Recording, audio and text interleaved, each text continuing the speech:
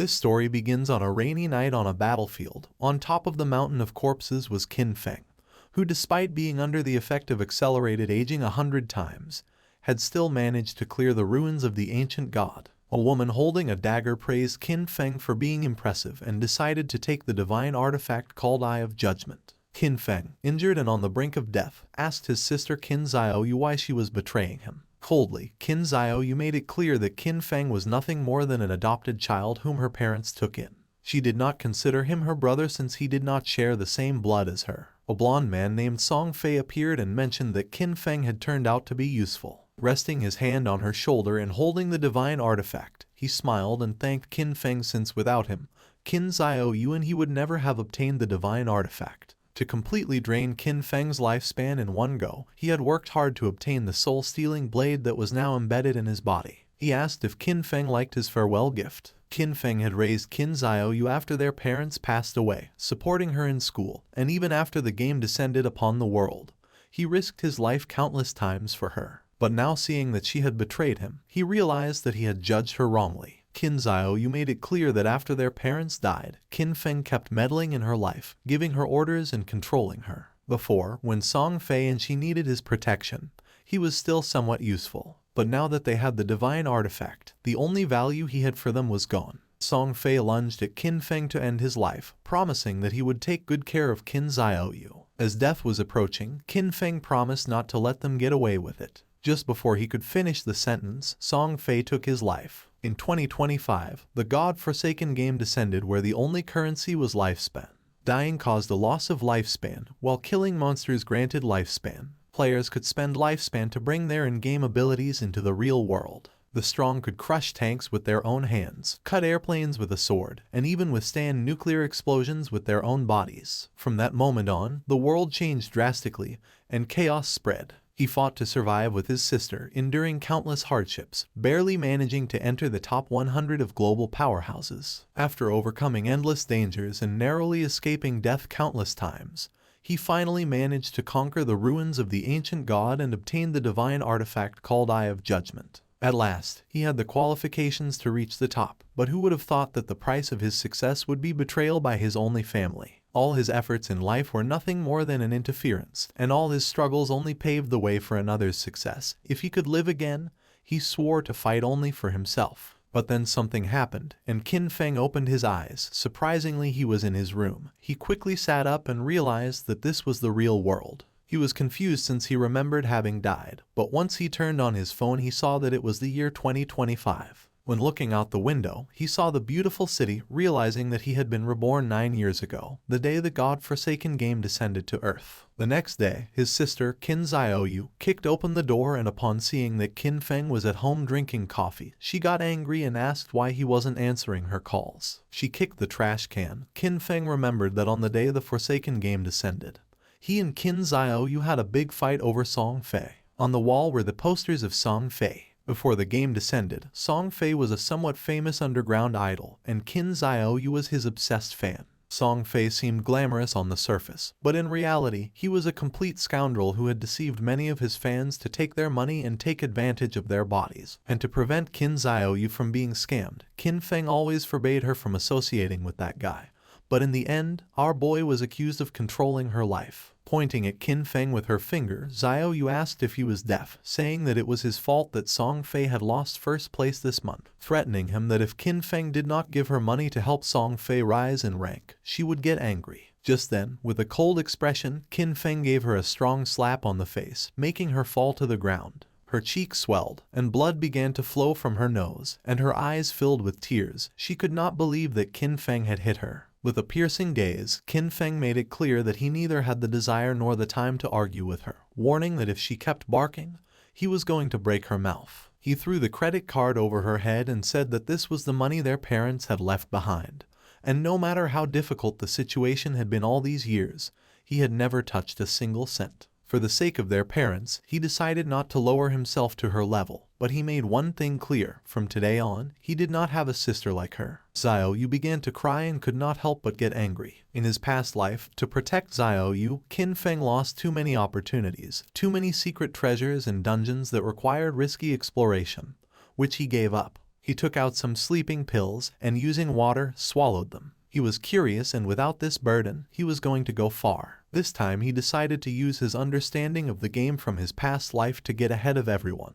And from now on Qin Xiaoyu was on her own. And as for Song Fei, our boy decided to take his head personally. Qin Feng fell asleep and appeared in the choice hall. He had missed this place since the first time he came here. He was so nervous that it took him several hours to complete his career choice and leave.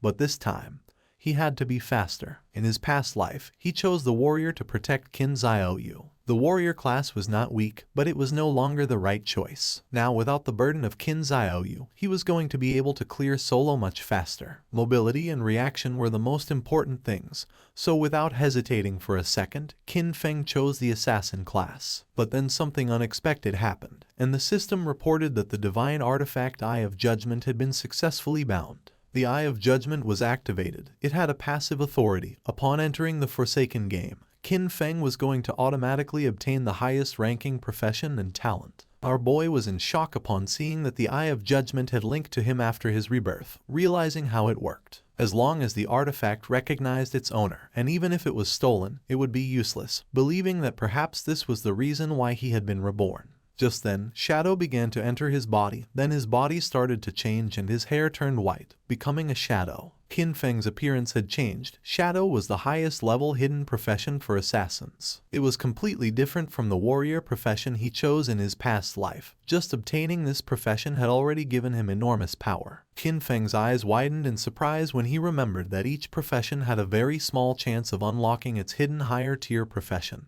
And the authority of judgment actually made this probability a certainty. The system activated, informing that the authority of judgment was the most genuine and ancient primordial authority in the universe. Its power surpassed rules and order. Temporarily, Qin Feng could not activate this authority actively since he did not possess divinity, but its passive effect was active. This revelation left our boy in shock. In his past life, it was not until the 7th year after the God-forsaken game descended that a powerful player managed to leave God's abandoned realm and reach the realm of order. Only then did humanity learn about the existence of the power of order. But in fact, even years later, no one obtained the power of order. Qin Feng never expected to achieve this. Now at the beginning of his journey, he had already obtained the primordial authority that surpassed order and rules. As long as he could leave God's abandoned realm and reach the realm of order to obtain divinity, he could activate this authority, now having another goal in this life. Now that the profession selection had been completed, the system asked him to enter his game alias. Qin Feng hesitated for a moment but then chose Shadow since his profession had been born from the shadow. Qin Feng was teleported to the god's abandoned realm. This was a ruined land, full of countless monsters. He had to be careful since the monsters were ready to tear him apart and steal his lifespan.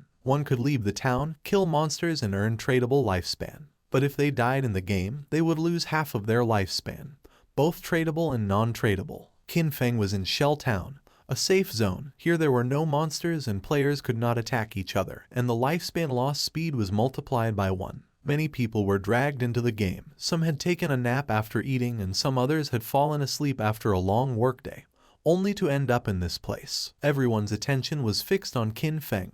No one knew what profession he had, nor why it looked so different from theirs. Seeing the dagger, some realized that he was an assassin. Soon, powerful figures from various countries were going to appear one after another, reconfiguring the order of this world. If Qin Feng wanted to get ahead of them, then he couldn't wait since practice waits for no one. Just then, 3 men and an archer were teleported back to the town. You see, if during the monster hunt players died, they would return to the town. The players were furious and panicked since the wild monsters were too strong.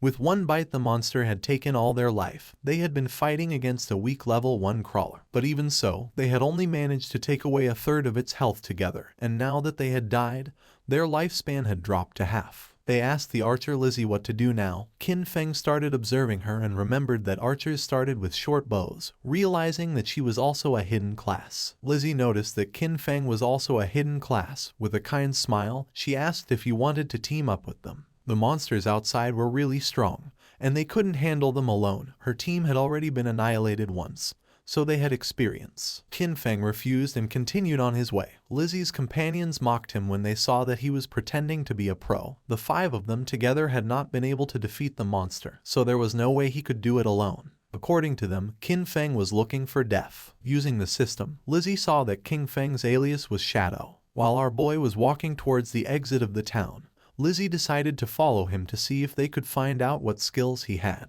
She couldn't help but smile since maybe they could get new information about monsters and see how Qin Feng died. The land abandoned by the gods was a too unsettling and dangerous place. Lizzie and the others began to secretly follow Qin Feng. She did not know why she had ended up here, but with years of experience in online games, she quickly formed a group. However, the first monster they encountered outside of the town annihilated them. She knew that this monster was not an enemy that a level 1 player could defeat. Lizzie's friends were furious since Qin Feng's initial weapon was different from the group's assassin. He had a dagger, but Qin Feng had a short blade. The assassin felt envious since Qin Feng was even faster than him, but as an assassin, his agility should be the highest. Besides that, Qin Feng's clothing was different from his. Qin Feng seemed like an unusual player, so Lizzie decided to follow him as he might lead to crucial information. Qin Feng started staring at them, and upon feeling this, Lizzie quickly hid again without knowing if they had been noticed. Our boy used the shadow sneak technique and disappeared from the place without a trace, becoming a shadow. Lizzie and the others were somewhat confused to see that he had vanished into thin air. The assassin of the group realized that this was a stealth ability, an initial ability that granted invisibility. Qin Feng had become invisible. Lizzie decided to return to the town and look for ways to improve themselves. It was too dangerous to go out. They had already died once and their lifespan had already been reduced by half. They decided to look for NPCs to try to obtain hidden rewards like treasure chests. Shadow Sneak was a skill that allows the user to enter stealth for a duration. Attacking will reveal the user, and the first hit after breaking stealth deals increased damage. Stealth Mastery doubles the duration of stealth and increases the level of stealth by 1. As expected, the Shadow class was extraordinary. The stealth of a normal assassin at this level would be easy to detect, but the Shadow class had its own stealth mastery, which made it impossible for anyone, even monsters, to notice Qin Feng in the early stages of the game. Our boy couldn't help but think that Lizzie and her friends were naive since the beginner town had nothing that could really improve your strength. It was just a refuge for players. In this forsaken game, weak players were nothing more than prey for monsters. A few seconds later, Qin Feng's stealth came to an end. For now, the duration wasn't very long. Luckily, the cooldown started as soon as he activated stealth. In just a few more seconds, he would be able to disappear again. The status window of Qin Feng appeared. His codename was Shadow, and his class was also Shadow. He had a non-tradable lifespan of 75 years and 0 tradable lifespan, strength of 13 points, constitution of 13 points, agility of 18 points,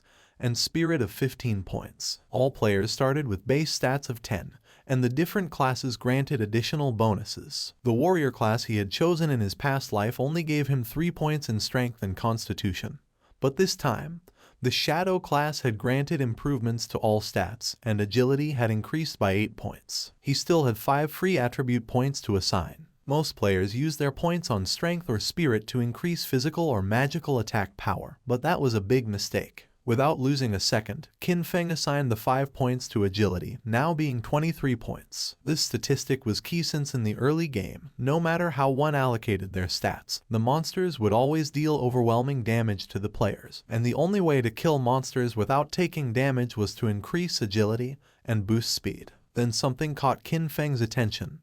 There was a monster behind a tree. It was a level 1 crawler with a normal grade, but it was evolving. Qin Feng became alert upon noticing that it continued absorbing lifespan.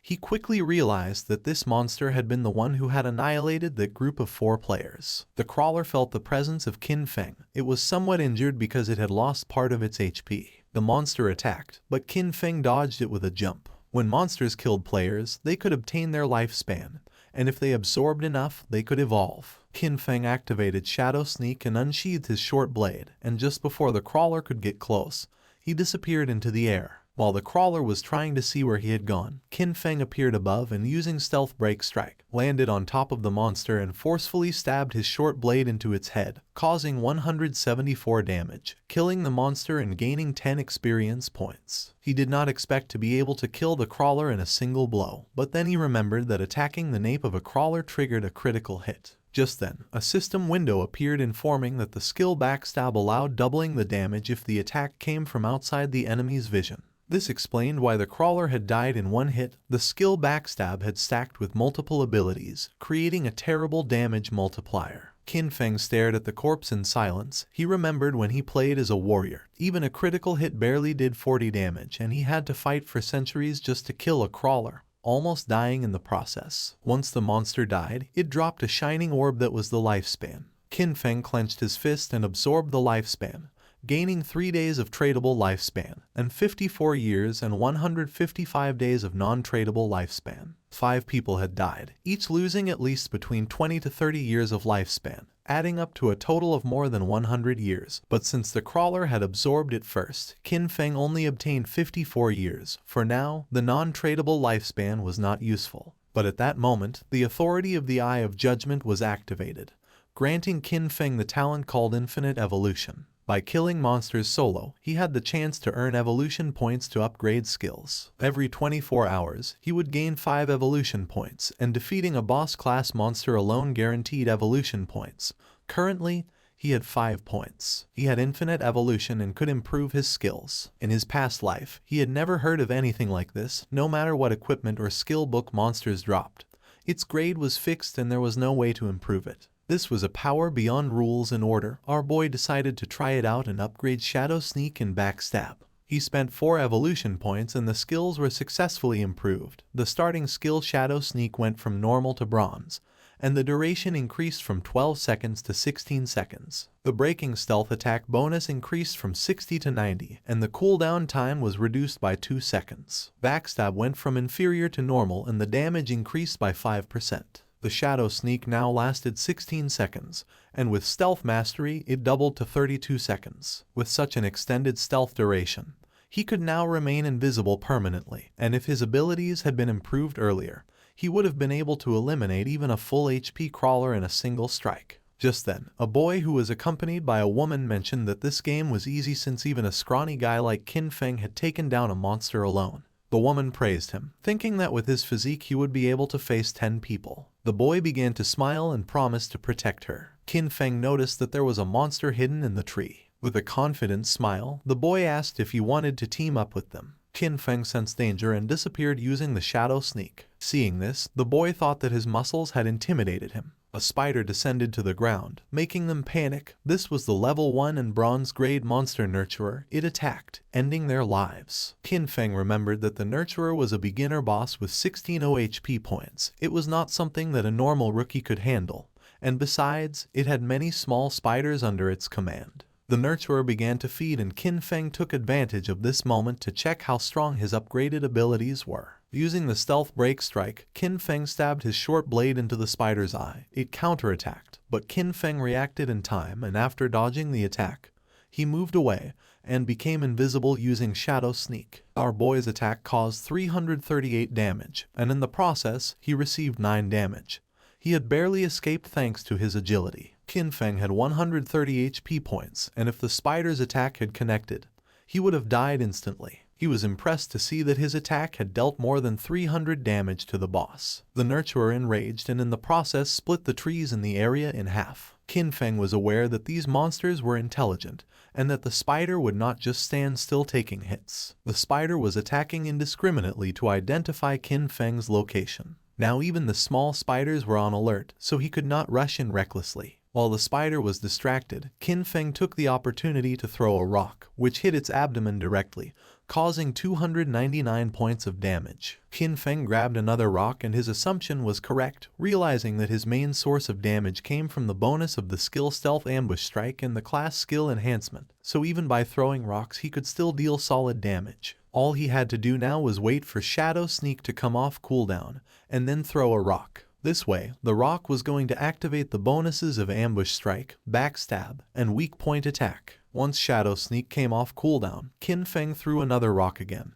dealing 279 points of damage to the spider, and then activated Shadow Sneak again. His plan was simple: stay hidden until Shadow Sneak was off cooldown, and then attack again. At the same time in the town, the leaderboard was updated revealing that the player Shadow had killed the boss nurturer of bronze grade, being the first to reach level 2, rising to the list as number 1. The other players were in shock since most had died to mobs and could not understand how someone had already defeated a boss. Lizzie and the others were speechless upon seeing that Qin Feng had defeated a boss and ascended to level 2, while they could not even handle normal mobs together, believing it must be a system error. The woman and the man who were attacked by the giant spider spawned in the town and were in shock upon seeing that someone had killed the big spider, realizing that Shadow was the boy they had seen earlier in the forest. Back in the forest, the system announced that Qin Feng had killed the boss nurturer, obtaining 300 experience points and 2 evolution points. Additionally, Shell Town's level leaderboard was unlocked, granting our boy 1 reputation point. Qin Feng began to absorb the lifespan of the spider. The moment the big spider died, the small ones scattered, which was a waste. He couldn't help but regret it since he should have killed the small spiders first to gain more experience. He obtained 46 tradable lifespan and a new skill book called Greedy Hand of bronze quality along with a corrosive dagger, which had 35 damage points and 4 agility points. After learning the skill Greedy Hand, Qin Feng could use it on defeated monsters, granting a 20% chance to obtain an additional loot reward. Qin Feng was somewhat surprised as he did not expect a bronze boss to drop this god-tier assassin skill. This skill significantly increased loot acquisition. In the late game, defeating powerful bosses would have a 20% chance of producing extra loot. According to what Qin Feng remembered from his past life, there was a guy in the Godslayer guild who had average combat strength. But just because he had this skill, he became one of the most sought-after players. He even had a personal bodyguard who escorted him everywhere. Qin Feng's eyes widened in surprise, realizing that although the activation rate was only 20%, if he combined it with his unlimited evolution talent, he would be able to infinitely increase both the drop rate and the amount of loot. The next day, the students were on their way to school. Xiaoyu's friend asked if she was not going to call Qin Feng and apologize, reminding her that yesterday they had skipped the exam to secretly go and support Song Ye. She was sure that Qin Feng must be angry with her. Xiaoyu refused since she had done nothing wrong, and because of him, they had almost missed the entrance time. According to her, Qin Feng was the one who should apologize. Her friend tried to convince her since Qin Feng treated her very well and also asked what had happened to her face. Xiaoyu stood firm in her decision since all Qin Feng did was meddle in her affairs, and she made up an excuse, saying that she had tripped and hurt her face. Upon entering the school, they saw many students gathered in front of a classroom. The friend became curious and, making her way through the crowd, entered the classroom where she saw that Zhang Wei's body was becoming semi-transparent. One of Zhang Wei's friends explained that he wasn't very sure, but just now, Wei had said he was going to take a nap, and when they turned around, he was already like this. This was not an isolated case, it was all over the internet. People from all over the world were experiencing the same phenomenon, and some experts said that if one fell asleep, they would enter a semi-transparent state like a ghost, and no one knew why. The friend went on alert and decided to call her parents to warn them and advised Xiaoyu to call her brother to warn him as well just in case. But she refused since she preferred to see him dead rather than contact him. Meanwhile, Qin Feng evolved the new skill Greedy Hand, upgrading it from bronze quality to gold. Now, when looting an enemy, the probability of obtaining an extra piece of loot increased from 20% to 70%. And thanks to this, our boy learned Greedy Hand and obtained 2 points. Qin Feng clenched his fist and activated the skill, obtaining 2 evolution points and 46 days of tradable lifespan. He was more than satisfied to have obtained 2 evolution points and knew that to upgrade Greedy Hand to level 3 he needed 3 points, and that soon he would have a 100% chance of obtaining extra loot. He knew that the governments of the world must have realized the situation by now, and more people were going to flood into the game, so he had to accelerate his progress and equip what he could use. Qin Feng equipped the corrosive dagger of bronze quality, gaining 35 attack points and 4 agility points. He activated the shadow stealth to avoid drawing attention from the monsters, knowing that it wouldn't be long before people realized that the skills and equipment from this game could be extracted into the real world. And when that happened, the world would fall into chaos. Extracting skills and equipment required 2 conditions. First, reaching level 10, and second, having enough tradable lifespan. Defeating small monsters took too much time, so he decided to find stronger bosses. While he was walking through the area, he heard someone fighting, and when he went to the cliff, he saw several players fighting against a level 2 sprint predator, bronze grade. Qin Feng was planning to find stronger bosses, and now he had found a sprint predator, being a perfect timing. The monster attacked, but the player carrying a shield and mace blocked the attack without much effort. It was Wang Meng. Qin Feng did not expect to meet him here, realizing that the rumors were true. It was said that when Wang Meng first entered Forsaken Game, he had gathered an entire team of hidden class players. The 6 members of his team were hidden class users. Wang Meng summoned the Holy Barrier, creating a golden barrier to repel the monster. He had the hidden class of Holy Shield Warrior, having twice the basic stats of a normal warrior. And, as if that were not enough,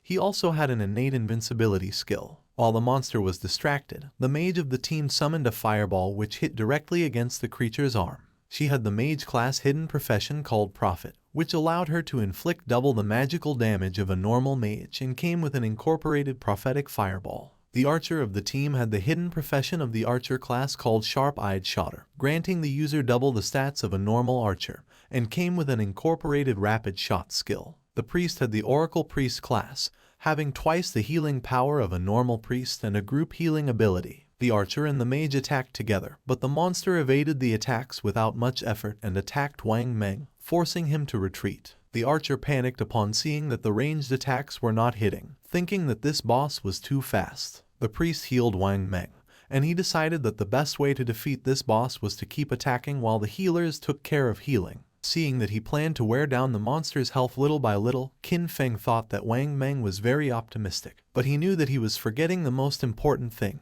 This was the wild nature, and if a battle dragged on, other monsters would be attracted. Just then, 2 monsters appeared behind Wang Meng. Qin Feng recognized them as corruptors, regular level 2 monsters covered in dark brown mud, specialized in using ranged attacks. The swordsman of the team rushed towards the monsters and attacked one of them. He had a hidden class that our boy had not seen before. The attack caused 33 points of damage, and the swordsman did not take long to realize that the defense of these monsters was very high. The corruptor vomited mud on the swordsman. It was ground bind and now his movement speed had decreased. The other corruptor began to chase the mage, forcing her to flee with tears in her eyes. But just then, Qin Feng jumped in the blink of an eye, decapitated the monster, causing 441 points of damage, saving the mage and leaving everyone in shock. Our boy's attack was so powerful that he defeated the corruptor in a single blow. The mage became confused, not knowing who had done this and if someone was helping them. With the help of his sword, the swordsman stood up. He was in shock upon seeing that someone had eliminated a level 2 corruptor with a single blow. While on the other hand, for them to defeat a level 1 corruptor they had to join forces for 10 seconds. The corruptor tried to attack, but again, Qin Feng moved like lightning and decapitated the monster. The swordsman began to tremble with fear and asked if Li's eye had seen who it had been. She panicked and said that she had not seen it. Wang Meng stood up and asked them not to get distracted. Deep down he hoped that Qin Feng was on their side. Now only the sprint predator remained, and our boy was watching from a branch. As a reward for having killed 2 level 2 corruptors, he obtained 40 experience points, 1 evolution point, the skill book called Venom Dart of common quality, and 8 days of tradable lifespan. Qin Feng did not waste a second and evolved Venom Dart as it was a perfect mid-range poison damage skill. Upon evolving it, the skill rose to level 2 and went from common quality to silver. It allowed the user to throw a deadly poison dart with a maximum range of 14 meters, inflicting 120 attack damage points upon impact and applying the status Venom, with a cooldown of 5 seconds. The status Venom inflicted 50% continuous damage per second, lasting for 5 seconds and could not be stacked. The monster attacked again. Wang Meng managed to block the attack with his shield, but in the process, the creature stabbed its sharp limb into his stomach. Wang Meng dropped his shield and mace to the ground, and the monster took advantage to stab him with its other limb, causing him terrible pain. The archer began to tremble with fear. The priest panicked knowing that this was not good since he could not heal fast enough. In a desperate attempt, Wang Meng asked them to flee. Qin Feng shot a dart, which lodged in the head of the sprint predator, causing 845 points of damage. The mage and the archer were in shock upon seeing that the attack had taken half of the boss's HP. Both the monster and Wang Meng began to writhe in pain, and venom started to emerge from the monster's wound until its body collapsed to the ground, causing 324 damage multiple times. Since Qin Feng had inflicted more than 90% of the damage, the loot belonged to him, and for having killed the sprint predator, he obtained 600 experience points, reaching level 3, obtaining 2 evolution points and 55 days of tradable lifespan. He did not expect that the damage over time of the Venom Dart would activate his class's passive ability. With stealth, he could remain invisible and throw darts indefinitely, and now nothing in the early and mid-game could stop him. the loot began to emerge from the monster's corpse. Wang Meng was in shock upon seeing the amount of damage the monster had taken, and several seconds later, the loot disappeared. Wang Meng stood up and thanked Qin Feng for saving them, but our boy made it clear that in the wildlands, one could not trust people so easily, leaving everyone in shock. Wang Meng thanked our boy for the advice and they decided not to bother him while he was checking the loot. He also added that if he ever needed anything, he could come to find him. Qin Feng picked up the loot, realizing that Wang Meng seemed trustworthy.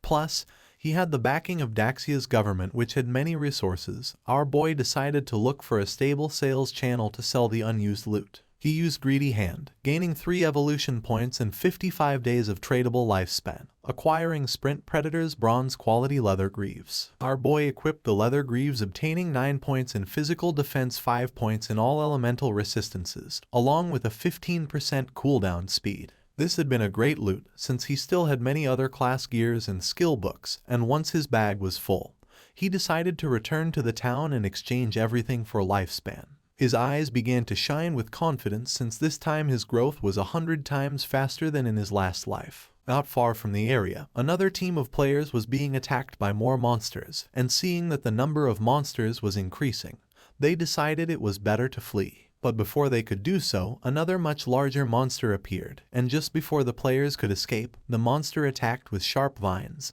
killing them all. The players respawned in the town and couldn't help but feel frustrated since the monsters always appeared in groups and fled when they had low health. It was said that players had to be level 3 to leave the game, but this seemed like an impossible task. Some players thought they needed more people since a team of 3 players was not enough, believing they should form groups of 6 or 10 players. The other player argued that this was not going to work since he had seen a team of 10 be surrounded and wiped out. Plus, too many people were going to attract a boss, and recently, a group of 40 had activated some Curse Master and it had annihilated more than 30 of them in one single strike. Lizzie's team also spawned back in the town. If the players did not reach level 3, they were going to be trapped inside the game forever. They had all ended up here after falling asleep, so in other words, only their consciousness was inside the game, and if they could not get out, their real bodies were going to starve to death. Lizzie was frustrated because she did not know why the game was so difficult. Her friend panicked since they had already died 3 times and their non-tradable lifespan had dropped to less than 10 years, and at this rate, they were going to end up dying in real life. Despite not knowing if it was real or not, Lizzie knew that they could not afford to die again. Upon seeing that Shadow was level 3, she was somewhat confused, realizing that he must have discovered some trick. She knew they needed him to carry them to level 3 in order to escape this game. Clenching her fist, she gave the order to her team to spread the word. They had to get Shadow to help them reach level 3. She was determined to give him 10 million in cash once they returned to reality. The others were in shock, but she knew there was no way Shadow could ignore the 10 million. Back in the forest, our boy took down a level 2 polluter, earning 20 experience points and 1 evolution point. After absorbing the lifespan of the monster, Qin Feng decided that he already had enough evolution points and decided to spend the 5 points he had to evolve Greedy Hand.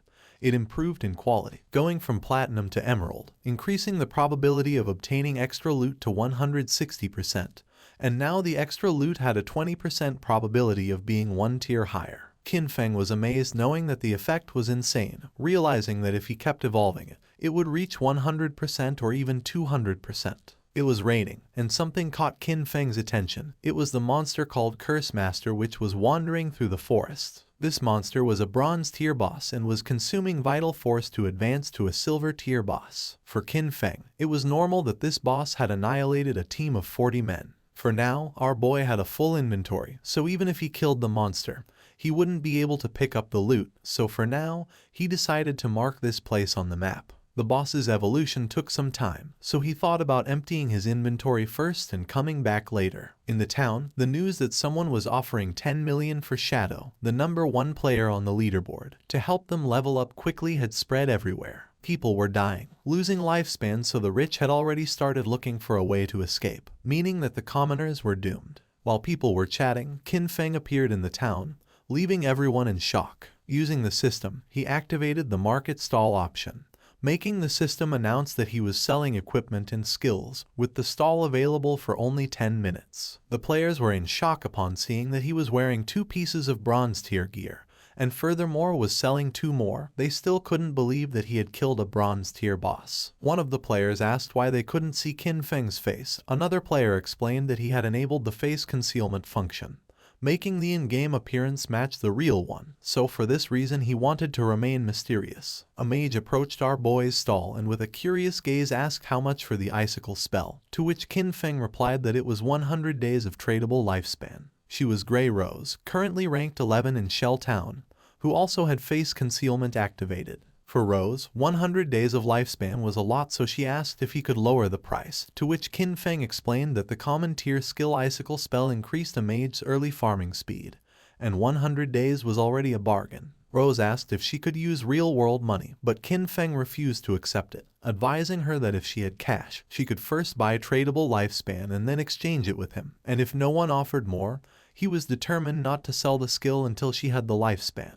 She started to ponder, and then using the team channel, she asked her teammates if this was a good offer. They had leveled up to level 2 so quickly thanks to her leadership, so they showed no objections. Moreover, with this skill, they would be able to reach level 3 even faster since the most important thing was escaping first. She asked them to transfer their tradable lifespan to her, promising to send them money when they returned. She handed over the 100 days of tradable lifespan to our boy. Seeing that all of her team members were level 2, Qin Feng realized that they must have killed at least 30 or 40 crawlers.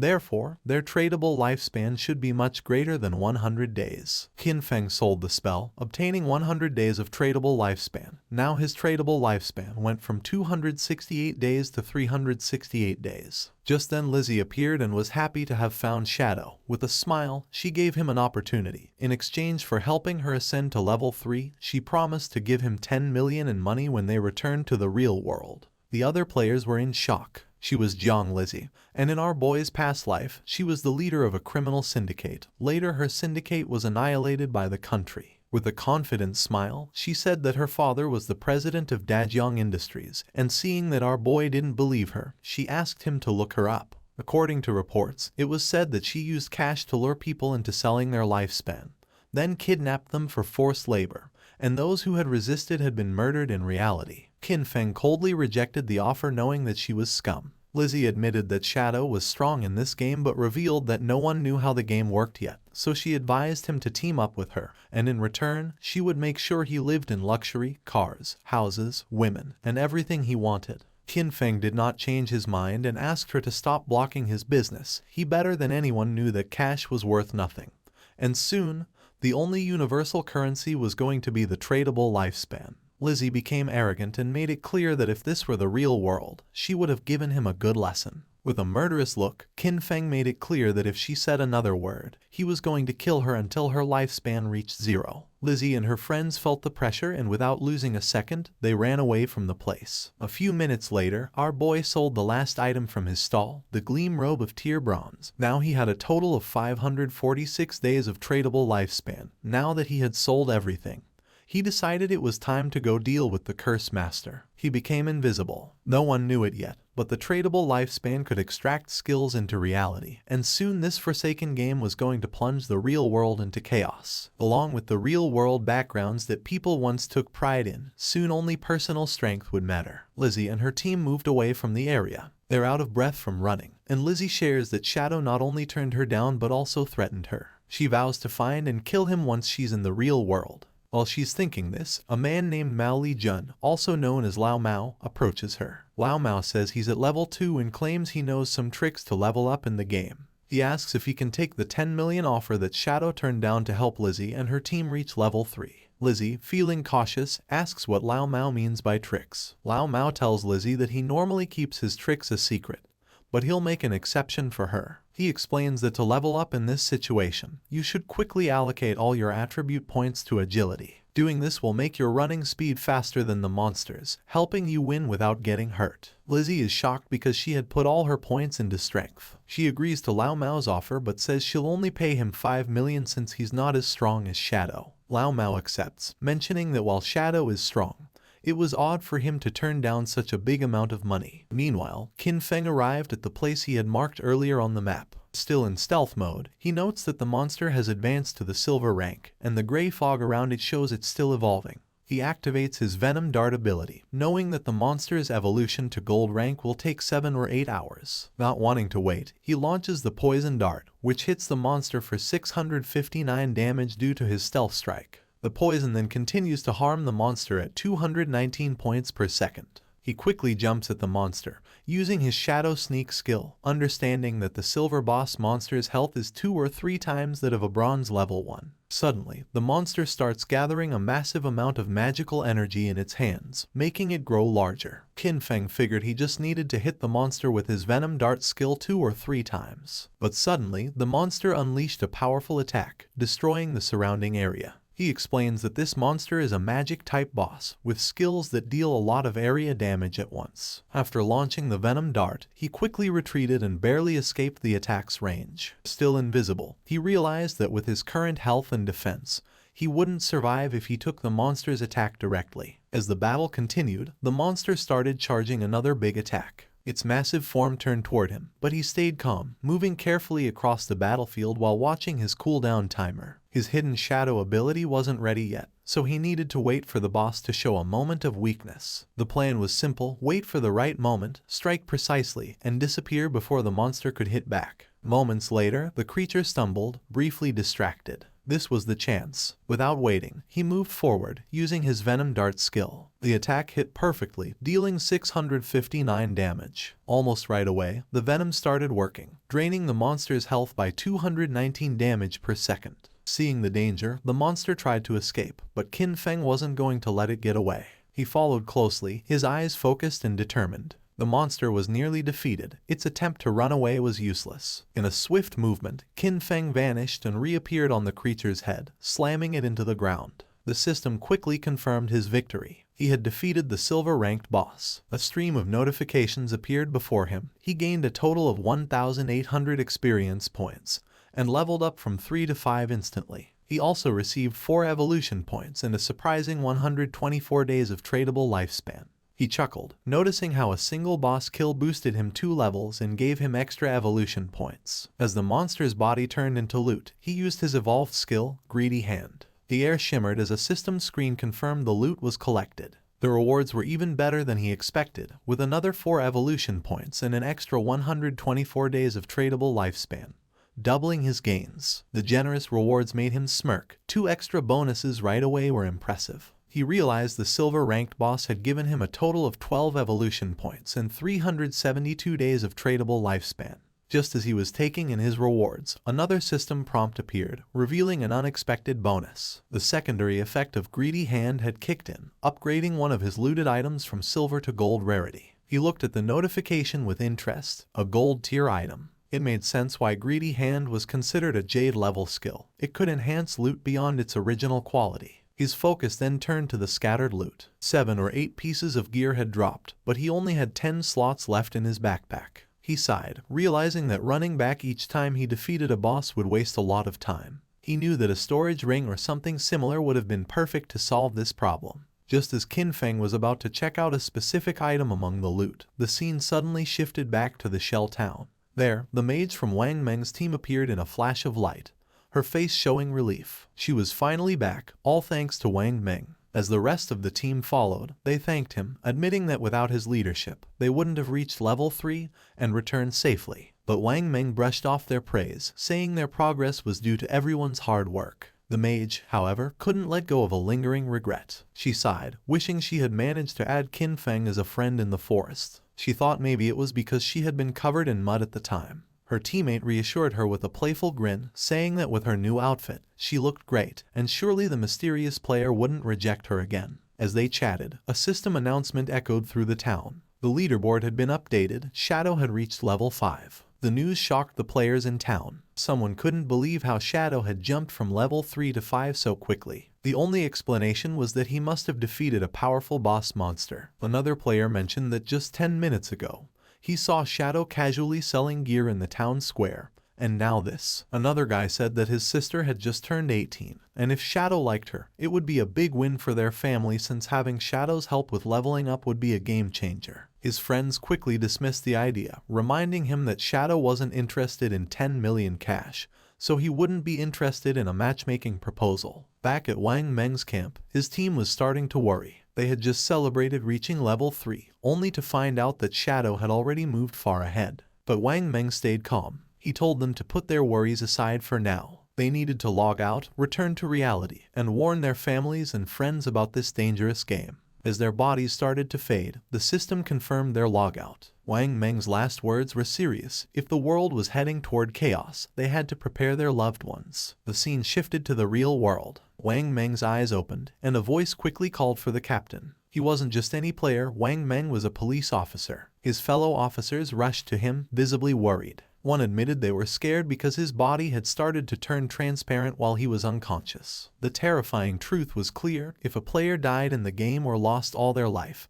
they didn't just log out, they disappeared from the real world. But there was no time to dwell on that horror. Wang Meng stood up and called for everyone to gather, as something serious had happened. Someone asks Wang Meng about his report. Wang Meng explains that he and his team formed a party, and each member had a hidden profession, which was a big advantage in the game. Yet, they were almost wiped out by a single monster. They were only saved at the last moment by an unknown player, Shadow. Wang Meng confirms that his report is accurate. He then describes Shadow's incredible progress. When Shadow helped them, he was at level 3.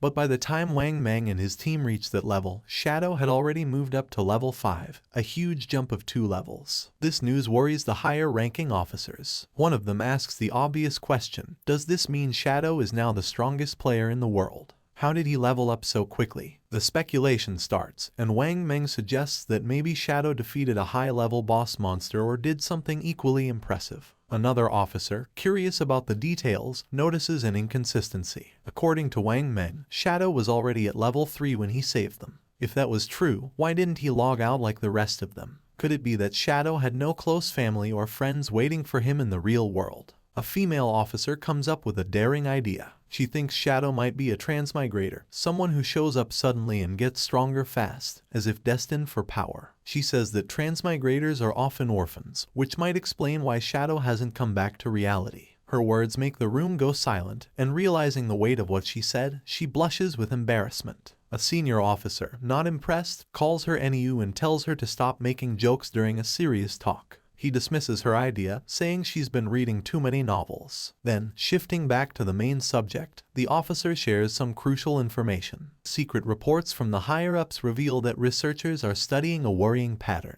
Many older people have been mysteriously dying in their sleep. When researchers compared this data with those who had returned from the forgotten game of the gods, they found something alarming. It turned out that those who died in their sleep had also died multiple times in the game. This shows a scary truth. If a player's lifespan hits 0 in the game, they don't just die there, they die in real life too. One officer shares his worry, saying the forgotten game of the gods is an anomaly, something way beyond what they understand.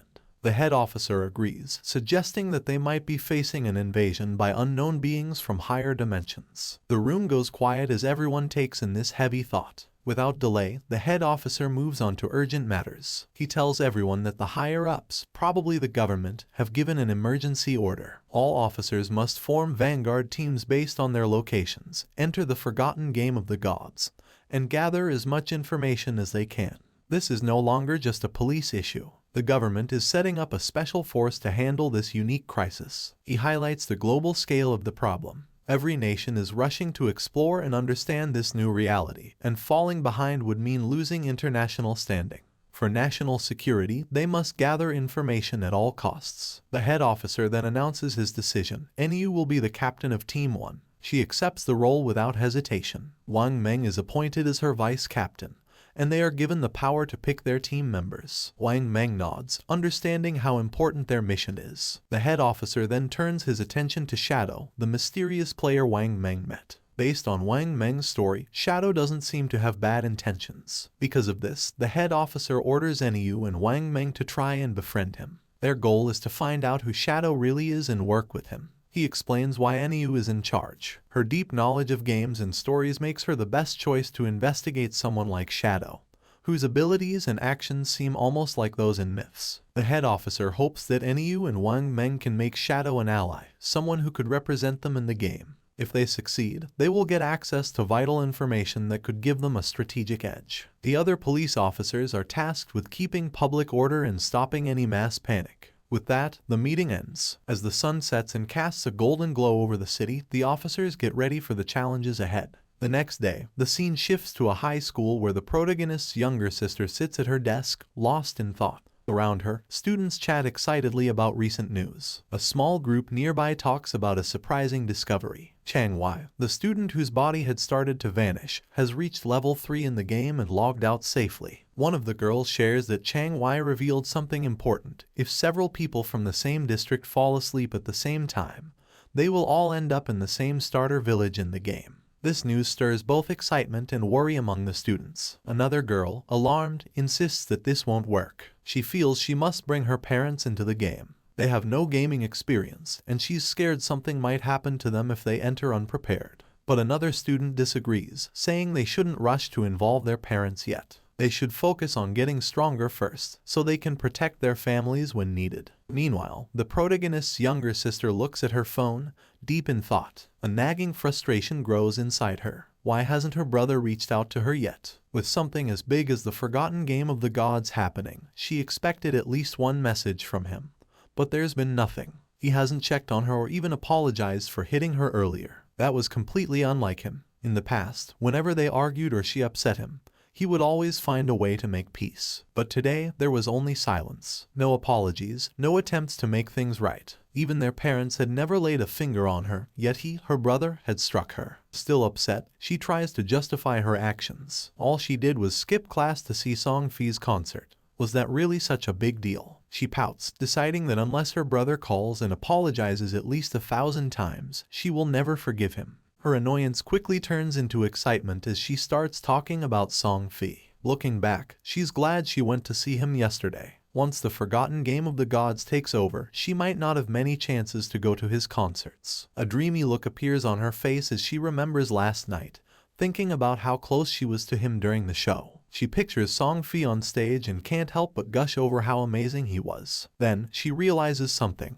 If everyone enters the game world while sleeping, that means Song-fi will too. Her face turns red as she imagines meeting him in the game. Could this be her chance? Is fate finally bringing them together? Her heart beats faster at the thought. As she gets ready to sleep, she suddenly remembers something. Chang-wai had reached level 3 really fast. That meant he was probably already an expert. If she wanted to do well in the game, she needed some good advice. So, without hesitating, she sends Chang-wai a message, asking if he has any helpful tips before she enters the game world. Meanwhile, Chang-wai is with his classmates when he gets her message. He looks at his phone and smiles. He's amazed by the situation. Who would have thought that someone like the protagonist's younger sister would ask him for advice? He sees this as a great opportunity. This was his chance, whatever that meant. Chang-wai quickly replies, saying she's asked the right person. He shares an important game secret. At the start, she should put all her attribute points into agility. If she doesn't, she won't be fast enough to escape monsters and will keep dying.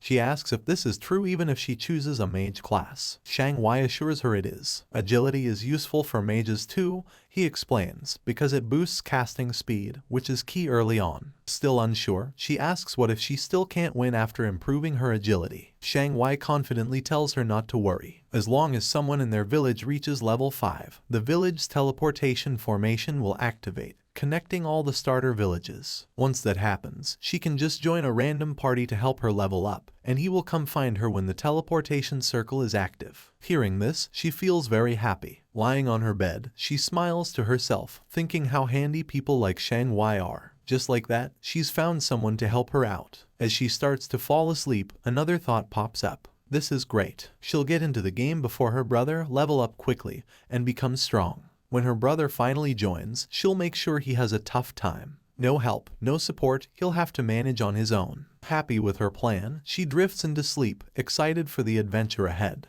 The scene shifts back to the game where the protagonist stands over the loot from a defeated boss monster. Among the treasures, a glowing orb catches his attention. As he picks it up, a system notification pops up, saying he has obtained the cursed ring, a gold tier item. The system then details its attributes. The ring can be used by anyone and gives a boost of 8 points to all attributes. It also increases dark elemental resistance by 26 points and makes weak point attacks 1.5 times stronger. But you need to be at least level 4 to wear it. Looking at the benefits, the protagonist sees that the total boost is 32 points, similar to leveling up 3 times. Plus, the ring's dark resistance will be helpful against many enemies, and the weak point attack boost is a nice bonus. Knowing this, he sees the cursed ring as a valuable item for his journey. Before he can think more about his new item, another system notification shows up, saying he's learned a new skill called Instant Shadow Slash, a silver tier assassin type ability. The system explains how it works. When used, the skill sends out multiple slashes in one direction, reaching up to 15 meters. It also gives temporary invincibility for 5 seconds, hitting all enemies in a 2.1 meter wide path 3 times. Each hit deals 100 damage and counts as a backstab, but it doesn't hit weak points. The skill has a 12-second cooldown. Seeing how useful this ability is, the protagonist knows it's a strong area attack with the bonus of temporary invisibility. He quickly learns the skill. With some evolution points left, he decides to improve one of his key skills, Greedy Hand. The system takes 8 evolution points and upgrades the skill from Jade rank to Diamond rank. The effects of Greedy Hand get a big boost. The chance of getting extra loot from defeated monsters goes up from 160% to 220%, and the chance of that loot being upgraded by 1 level increases from 20% to 40%. Thinking about this upgrade, the protagonist realizes that with this improvement, he'll now get 2 pieces of loot per enemy, making each kill 3 times as rewarding. Not wanting to waste his remaining evolution points, he upgrades Instant Shadow Slash by 3 levels. The system takes 3 evolution points, leaving him with just 1. The skill quickly evolves, moving from silver rank to gold rank, and finally reaching platinum rank. The skill's attack range has expanded, growing from 15 meters to 21 meters, allowing for greater reach. The invisibility now lasts 7 seconds, giving him a bit more time to stay safe. The number of slashes has increased from 3 to 5, hitting all enemies in its wider 3.1 meter path. The cooldown is slightly shorter, going from 12 seconds to 10.43 seconds, which makes it a bit more efficient but still needs careful use. Each strike now deals 200 damage, doubling its previous strength. Every attack counts as a backstab, triggering the backstab skill effect, even though it can't hit weak points. Seeing these upgrades, the protagonist knows that while the cooldown isn't much shorter, the skill's ability to keep him invisible longer can be a big advantage in fights. Looking at the rest of the loot, he quickly sees that most of it isn't useful. But one item stands out, a silver tier warrior skill book, Battle Roar. He knows selling it will give him more tradable lifespan. Just as he finishes checking the loot, he notices something moving. Turning around, he sees 3 huge creatures coming toward him. Without delay, he recognizes them as level 4 limb crawlers, ugly and dangerous monsters. Instead of being scared, he sees this as a great chance to try out his improved skill. He quickly activates Instant Shadow Slash. In a flash, he becomes a blur, launching a series of fast slashes that cut through the creatures with ease. The limb crawlers are torn apart before they can even react. As the dust settles, a system notification pops up, confirming their defeat. The system records his win, giving him 80 experience points and an extra 5 days of tradable lifespan as a reward. Standing in the aftermath, a dark, intimidating aura surrounds the protagonist. He calmly thinks about his new power, realizing that his ability to defeat enemies has greatly improved. He thinks about a strategy, figuring that if he uses his Poison Dart skill with Instant Shadow Slash, he could win battles before they even start. Checking his tradable lifespan, he sees he has 618 days, but to bring his game skills and gear into the real world, he needs at least 900 days, or about 2.5 years. With that goal in mind, he plans his next steps. First, sell all the valuable items in his inventory. If things go well, he might reach the required lifespan sooner. Once he hits level 10, he can finally connect the virtual and real worlds. The scene shifts to the protagonist heading back to the starter town, invisible thanks to his latent image skill. Moving quietly, he hears a conversation nearby. A man congratulates a woman on reaching level 3 and reminds her of a promise. Watching them, he sees that it's Lizzie and Lao Mao. Their talk reveals a deal they made before. Lao Mao had agreed to help the Lizzie reach level 3 so she could log out of the game, in return for 5 million in cash. Now that she's reached her goal, Lao Mao is expecting his payment. Lizzie reassures him, asking if he really thinks her father's company, Do Young Industry, can't spare such a small amount. She tells him she'll log out and handle the transaction in the real world. Before leaving, she gives Lao Mao her phone number and tells him to contact her after he logs out. She then makes another offer. She wants to buy all of his tradable lifespan, offering 10,000 in cash for each day's worth. Lao Mao eagerly agrees, excited about the money he'll make. With a smug look, he remarks on how foolish King Fen was for turning down Lizzie's offer, saying they can talk more about the deal when they meet in reality. Unseen by them, King Feng moves silently between them, hidden in plain sight. Lao Mao, unaware of King Feng's presence, dismisses the importance of lifespan in the game. He thinks there's no need to worry since he can gather lifespan just as easily as in-game currency. For him, turning game achievements into real-world money is the best strategy, and he feels clever for figuring this out. The scene shifts to the starter town, where King Feng stands in front of the teleportation gate. As he stretches out his hand, the gate glows with bright blue energy. As the light grows stronger, a system window appears, congratulating him for activating the teleportation formation in Shell Town and awarding him 1 reputation point.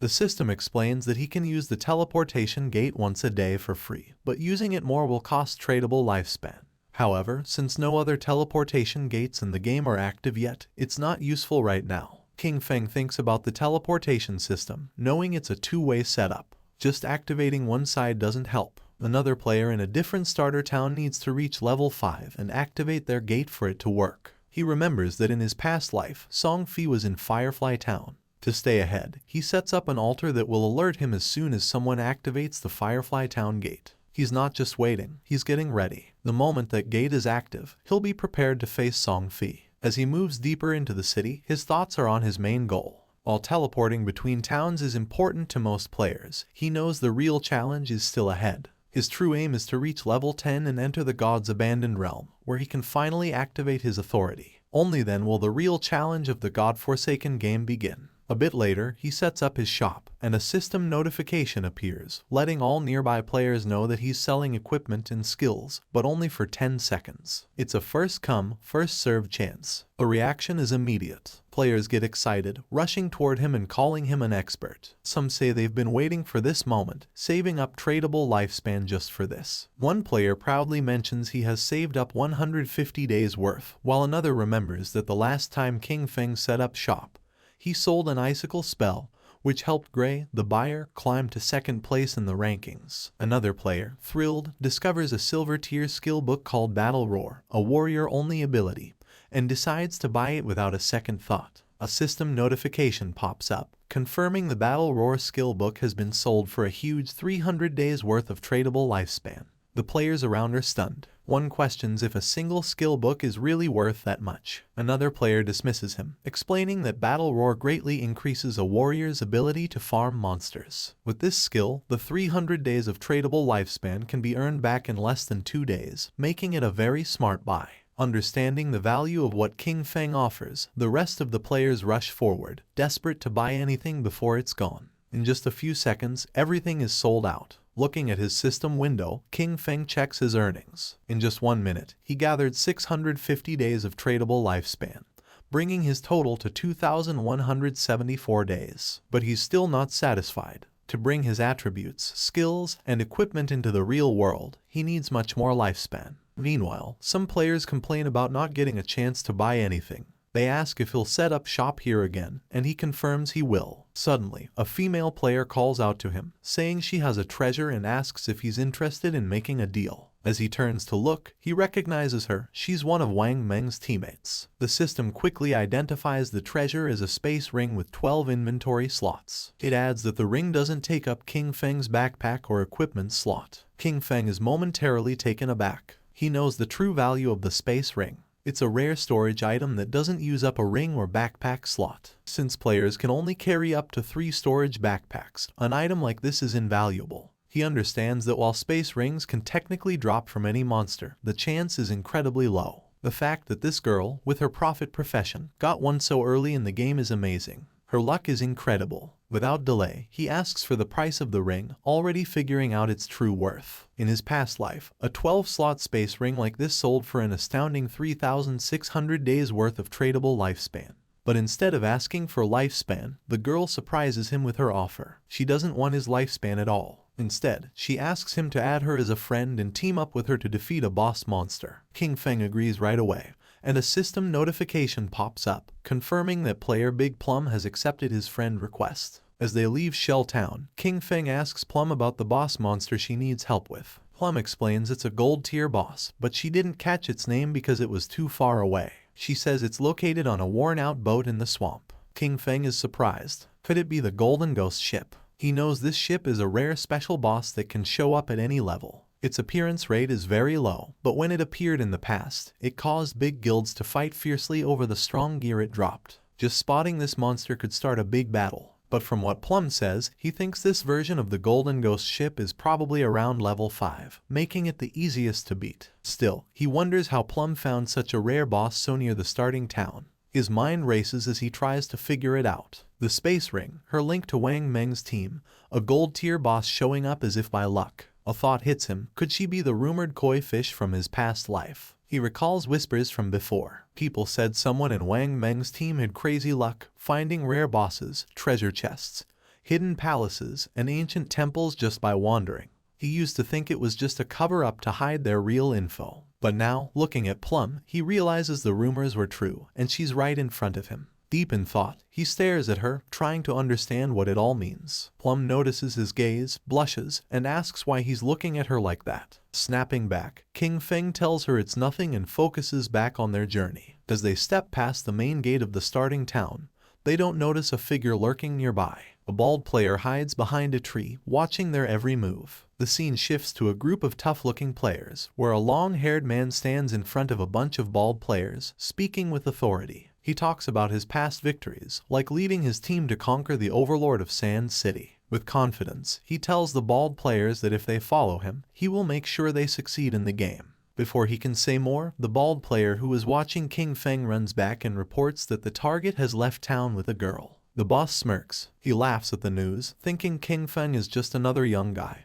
easily distracted by a pretty face. Without delay, he gathers his group and orders them to move out. It's time to make their move. Meanwhile, outside the town, as they continue their journey, King Feng talks about his conditions for helping Plum's party. He says that if the boss drops equipment or skill books Plum can use, they will go to her, but the rest will be his. Plum thinks about this for a moment and then asks what the other party members, like Wang Meng, will get from this deal. King Feng explains that since the party has different roles, there's no promise that gear for an assassin will drop. If that happens, he would have fought for nothing, which wouldn't be fair. Understanding his point, Plum agrees to his terms but has a small request. If any gear drops for her captain or other party members, she asks if he would sell it to her at a discount. King Feng agrees. With the terms set, Plum says they will go to the boss's location once Wang Meng and the rest of her party log back into the game. But after walking for a while, she realizes she doesn't know where they're going. It's only when King Feng finally tells her their destination that she understands. They are going to fight the gold tier boss monster now. Plum is shocked. The idea seems crazy. King Feng is an assassin, and she is a mage. He might turn invisible, but she can't take a hit from such a strong enemy. Facing a gold tier boss this early with just the two of them sounds like a death wish. But King Feng stays calm and confident. He doesn't plan for her to fight at all. His plan is to tackle the boss alone while she watches from a safe distance. Even with his confidence, Plum finds it hard to believe. She knows he's strong, but beating a gold tier boss solo is unheard of. Just as she gets ready to question him more, King Feng suddenly stops, sensing something.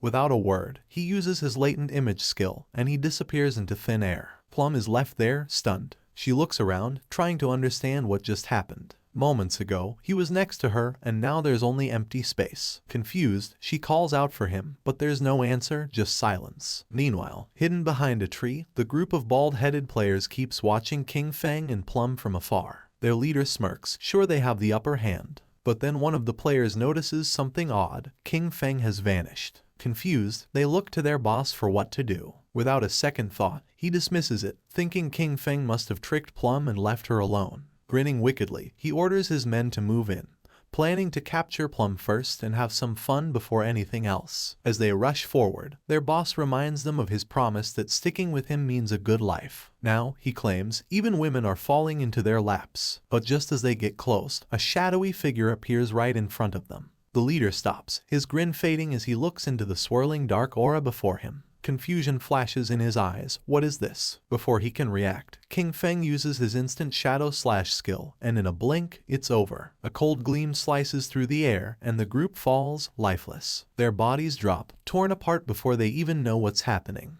King Feng, as if stepping back into the shadows, disappears without a trace. A system notification pops up, confirming his kills. 5 players down, earning him 12 days of tradable lifespan. He glances at the bodies but doesn't give them much thought. Their loot is worthless, barely worth noting. To him, killing them was like taking down 2 low-level monsters. Without a trace of what just happened, King Feng reappears next to Plum, looking indifferent. Plum, still in the dark about what occurred, immediately asks about his sudden disappearance. King Feng shrugs, saying a few people were following them, so he sent them back to town. Plum seems satisfied at first, but her curiosity kicks in and she starts asking questions. She jokes that she thought he left to relieve himself and muses about how handy his invisibility must be. With it, she jokes he could do his business without being seen. King Feng cuts her off, clearly not amused by the odd turn in the conversation. He tells her to focus and hurry up. They need to get to the gold-tier boss monster. At the same time in Shell Town, the ground began to shine.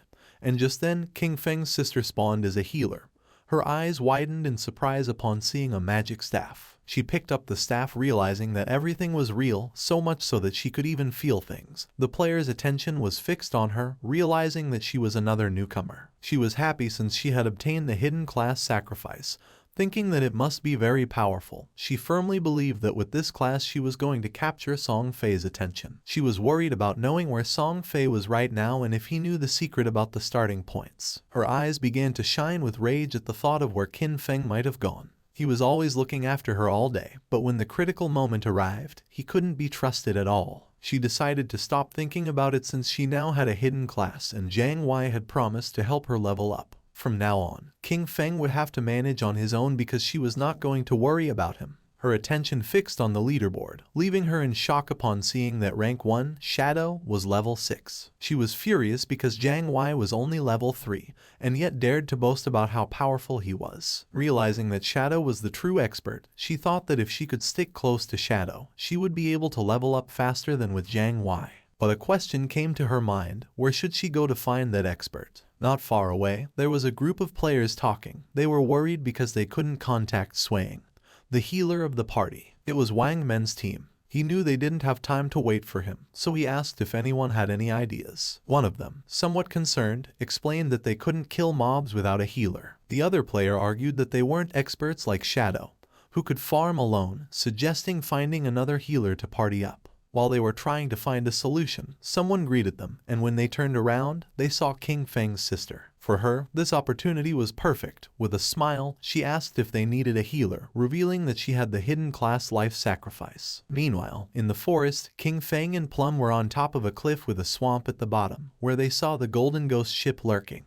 Using Shadow Sneak, King Feng disappeared into the air, asking Plum to hide and be careful of ambushes while he went to take care of the boss. Plum, somewhat confused, nodded but asked him to be careful. Our boy descended onto the swamp, and a system window appeared informing that due to the influence of Ghost Ship, this area had become a violent domain, with a rate loss of lifespan of 100 times. Doing quick calculation, King Feng realized that at a speed 100 times greater than time, staying here for 15 minutes was equivalent to consuming 1 day of lifespan. For him, this kind of violent temporal domain did not have a great effect. The system detected that the Golden Tier Ghost Ship was a level 5 boss, and then something unexpected happened. A timer of 45 minutes and 25 seconds appeared. King Feng was somewhat surprised to see that there was a time limit to defeat special bosses like this, but he felt fortunate since there were still 45 minutes left. It was more than enough time to kill it. Using instant shadow slash, King Feng moved like thunder, attacking the boss with powerful slashes, causing a total of 15-0 damage. While the boss was trying to understand what was happening, King Feng deactivated Shadow Sneak and launched a Venom Dart,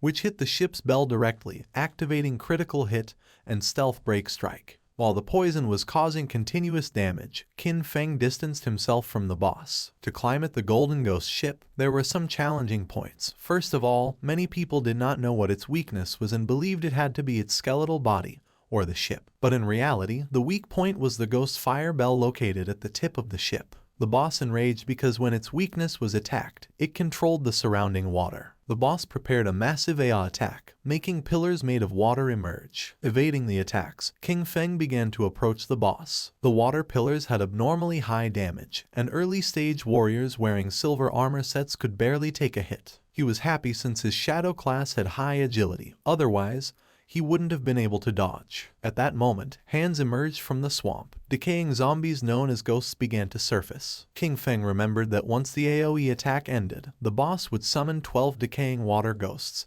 each with a silver tier capability. Thanks to Shadow Sneak, the ghosts couldn't sense King Feng's presence as he stood right in their midst. The 12 decaying water ghosts were about to attack savagely, and most parties would be in a frenzy by then.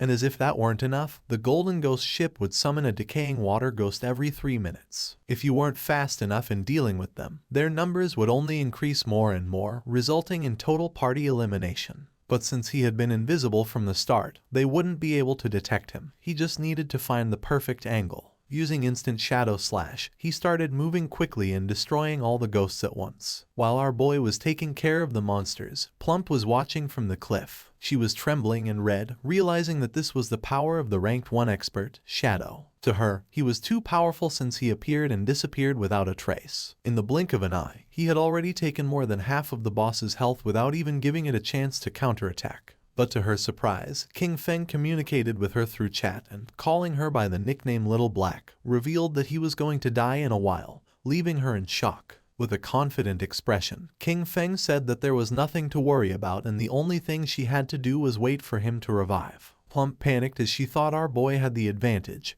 and also asked who Little Black was. Calmly, King Feng asked if she wasn't Little Black. She explained that her nickname was Big Plum and not Little Black, which sounded like a dog's name. Someone stomped on the ground forcefully. It was the man our boy had killed before. This time he had brought his entire team and was furious for having been careless. In his glory days, he used to kill legends one after another, but now he was being bullied by a little girl. One of his men appeared running with good news. He had found the girl on the cliff, revealing that Shadow's bastard was challenging the boss alone at the bottom of the cliff. The leader was filled with determination and thought they could kill him since this time he had brought his entire team. In the swamp, the boss was furious and the ship's bell was shining.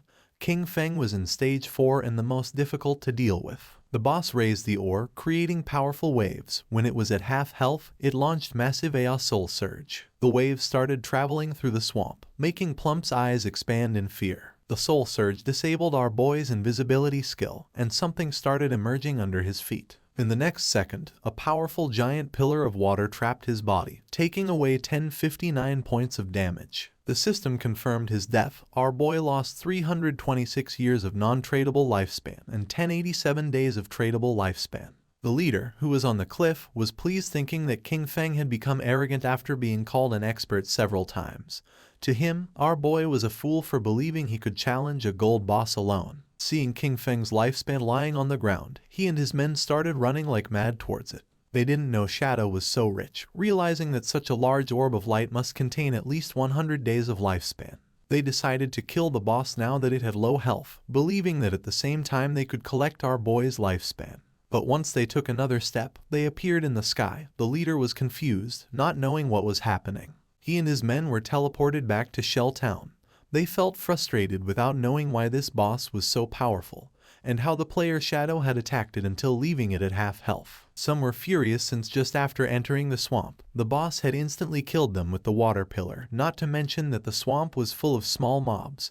For them, there was no way to fight this. The leader gritted his teeth and refused to believe this. They had suffered great losses, so he gave the order to his men to follow him as he wanted to try again. At the same time, someone jumped. It was Kin Feng, who had already returned to the swamp. He felt somewhat confused upon seeing so much lifespan dropped on the ground. Using the chat, he informed Little Black that he was already back and also asked why there were so many lifespan light orbs. Little Black was somewhat surprised to see how quickly he had returned, explaining that the lifespan belonged to a group of people who had charged noisily against the boss, only to be wiped out by the water pillar. Kin Feng couldn't help but smile upon seeing that they had overestimated their own strength, but then he remembered that in his past life, he had also suffered a lot because of Ghost Ship. The boss was still roaming around the area. King Feng began to observe it, knowing that the Golden Ghost ship was only going to use the immobilization skill once, so the rest of its health was very easy to handle. When it received damage while below half health, there was a fixed probability that it would disappear and reappear far away, making it very difficult for normal players to kill it. Without wasting another second, King Feng launched a poison dart, which hit the ship's bell directly. The boss became enraged and began to summon another attack. Seeing this, King Feng used Shadow Sneak and became invisible. After carefully observing the boss's movements, King Feng used instant shadow slash and attacked quickly since he had long seen through its movement patterns. The leader and his men arrived at the cliff again. One of them informed his boss that King Feng was fighting against the boss again. Upon hearing this, he decided to find an opportunity to take down both. Seeing that the group of idiots had returned to cause trouble again, Little Black got angry. Shadow was about to kill the boss, so she decided not to let these bastards get away with it. She gripped the magic staff tightly and concentrated, making thunder appear. A thunderbolt emerged from the magic staff, falling on the men, charring their bodies and leaving the others in shock. The leader, somewhat furious, asked who was attacking him. One of his men began to point at Little Black with his finger, informing that it had been her. He picked up his axe from the ground and gave the order to his men to kill her. Seeing this, Little Black's eyes filled with fear. She started running, asking for help. The leader and his men began chasing her, swearing to kill her. Not far from the area, a man who was hiding behind a tree began to observe them. He was not alone. There was another man behind him. Upon noticing that Little Black and the others were approaching, they hid again behind the tree. Back at the swamp, King Feng distanced himself from the boss, his gaze fixed on it, realizing that it was almost dead. But it was as he had expected. Despite being only a level 5 boss, the Golden Ghost ship was difficult to kill alone. He knew that his damage was very low. The battle had taken too long, attracting many people to spectate. Noticing that there were people on the cliff, he realized they were those who had just died. Additionally, he noticed that there was also a group beside the swamp waiting for him to kill the boss before killing him and seizing his loot. The poison started to take effect on the boss, making its eyes start to shine, and not many after, its body started to disappear. The system announced the death of the Golden Ghost ship of gold grade, granting King Feng as a reward 48 experience points. He ascended to level 8, obtaining 7 evolution points and 216 days of tradable lifespan. Our boy activated Shadow Sneak. It had been a good dream, but it was a shame that it had miscalculated. A general system notification sounded everywhere, revealing that the player Shadow from Shell Town had been the first on the server to kill a gold grade boss, receiving 3 reputation points. The notification caught the attention of all the players in the area. No one knew who Shadow was or why he was so strong. Others were furious since the first person to kill the gold grade boss had to be from Han City. In Shelltown, Wang Men looked at the system notification with confusion, as it had only been a short time since Shadow was fighting against the bronze boss by himself. Only a short time had passed and he had already killed a gold boss solo. He did not know why the difference between Shadow and the others was so great. King Feng's sister's eyes began to shine with determination. Realizing that Shadow really was the strongest, she thought that if Shadow helped her level up, then she would be able to see Brother Song Fei. The body of the boss disappeared, leaving lifespan and loot on the ground. The boss of the group that was hiding behind the tree couldn't help but smile upon seeing that the boss had dropped so much loot. With a wicked expression, he realized that Shadow had hidden using invisibility without taking the loot, realizing that he must be wary of them. He gave Guang the order to release his skill and find Shadow. They were going to kill King Feng and take the gold boss's loot for themselves. Guang nodded his head, then drew his bow, used the skill called Phantom Horned Eagle, and shot an arrow toward the swamp, which transformed into the ghost of an eagle. The eagle flew until it exploded, causing its feathers to start falling over the swamp. King Feng began observing them carefully. He did not expect this hunter to learn this anti-invisibility ability so quickly. For him, it was no surprise that they were so confident in killing him and seizing his loot, but it was a pity that his assassin class came with an extra point in invisibility level. Guang's skill was level 1, so it could not break his skill. Confident, Guang turned to the boss, informing that Shadow must have fled after seeing so many of them. The boss and his men began to advance towards the loot. Deciding to protect the loot first, he asked his men not to be careless and to prepare for battle at any moment. The ownership of the boss's loot was 5 minutes. After the time ended, the loot was going to be theirs. A proud smile appeared on their faces, but just then, Shadow began to emerge, making their eyes widen in fear. Just before they could react, King Feng moved like thunder, taking everyone down. Now that the atmosphere was quieter, King Feng's attention focused on the loot. But then a question came to his mind: where had Little Black gone? He decided to forget about it and find her later. For now, he had enough evolution points to upgrade Greedy Hand, so he decided to upgrade the skill before obtaining the loot. Greedy Hand went from being diamond quality to epic. It could be used on monster corpses, having a 220% to 300% probability of obtaining an extra loot drop. The extra loot had a 100% probability of being 1 tier higher. Our boy picked up the loot. He was determined to use the 100% chance to gather all the light together and squeeze them. Greedy Hand started to absorb the loot, making a smile appear on King Feng's face. A bright light began to emerge from the forest, and after using Greedy Hand, he obtained 21 evolution points, 648 days of tradable lifespan, and 2 special items called Ghostfire Bell. King Feng's eyes widened in surprise upon seeing that he had obtained 2 Ghostfire Bells. It was a special item. After equipping it, King Feng would not lose lifespan upon dying, with a cooldown time of 1560 seconds. It had 2 skills, 1 passive and 1 active. Soul Absorption was passive. When killing monsters, the amount of dropped lifespan would increase by 20%, and having 2 Ghostfire Bells at the same time would double this effect. Soul Shock was an active skill. He could shake the bell to immobilize all enemies within a 100-meter radius for 3 seconds, with a cooldown of 512 seconds. The Ghostfire Bell was not considered equipment. It was an item. It did not take up 2 equipment slots,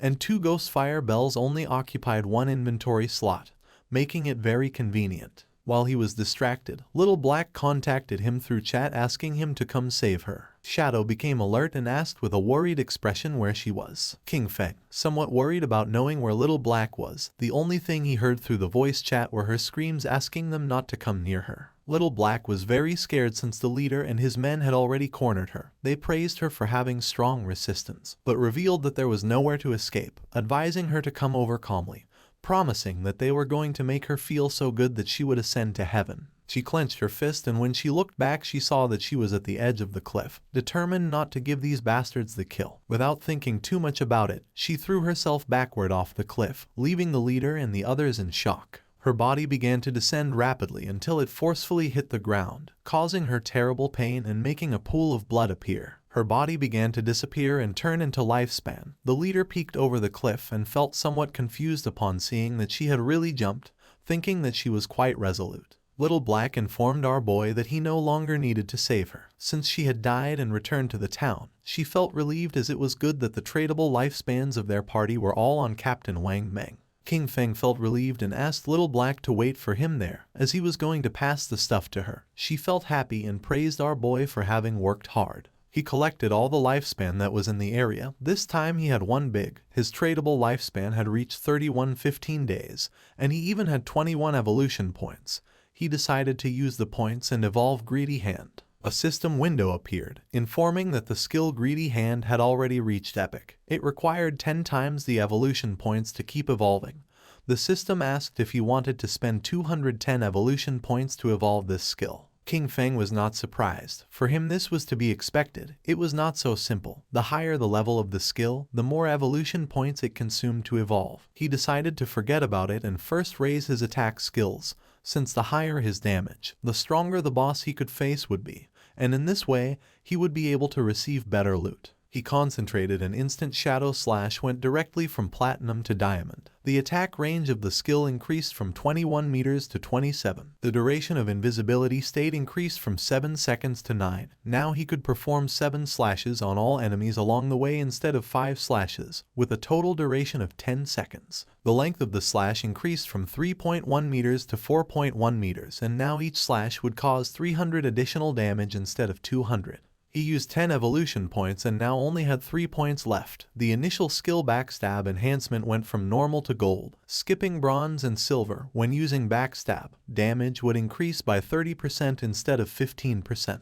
King Feng was happy, since after evolving Instant Shadow Slash twice, its damage had doubled. Even if he was not in stealth mode, and without breaking the stealth, he could inflict 3,000 points of damage. And if the stealth was broken and Backstab was performed, the total damage of 7 slashes could reach between 6,000 and 7,000. Using the system window, our boy started analyzing his skills. He remembered that the gold tier boss dropped from 2 to 4 silver equipment, with a small chance of dropping gold equipment. Now, due to the effects of Greedy Hand, he had received 11 gold equipment in skill books, 2 platinum equipment, and 1 platinum skill book. This loot was not bad at all, since 3 of them could be used by assassin types. Among the equipment was the Ghost Ship Dual Blades of Platinum, an assassin class weapon with a damage of 136 points, agility of 22 points, attack speed of 24%, armor penetration of 17 points. The requirement to use this weapon was to be level 5. The unique effect of this weapon was that each normal attack would inflict damage twice. King Feng equipped the 2 daggers. The effect was not very useful, since basically he always used his skills to deal damage.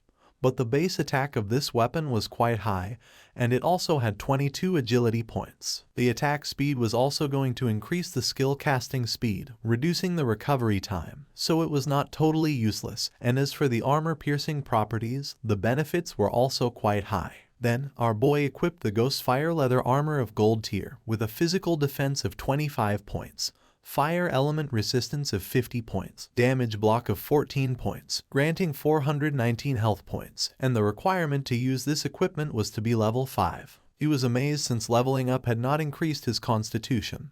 His current health was 350 points, and this equipment had actually added 419 health points directly. When he put this on, most players now wouldn't even be able to break his defense. Using the system, he decided to make his defensive equipment invisible, and use the starting appearance of the assassin class. This way, others wouldn't be able to see his equipment with their eyes and would have to enter the game interface to check. This wasn't over yet since there was still one last piece left. Upon checking the inventory, he saw that it was a skill book. It was called Ghost Shadow Blur of Gold tier, an assassin class skill. It had a passive, it granted 15% dodge rate, and dodge activation granted immunity to all damage. King Feng was happy to have finally obtained an assassin survival skill, but then he remembered that this skill was very weak because it was very difficult to increase the dodge rate in this game. And if one spent effort to raise the dodge rate, the other attributes would be low. And if the dodge was not activated, it would be very dangerous. Our boy's body began to shine since he was different from the rest. He could evolve skills infinitely. While increasing the dodge rate, he would not sacrifice other attributes, so there were only benefits for him. King Feng started to move away from the area and decided it was time to return.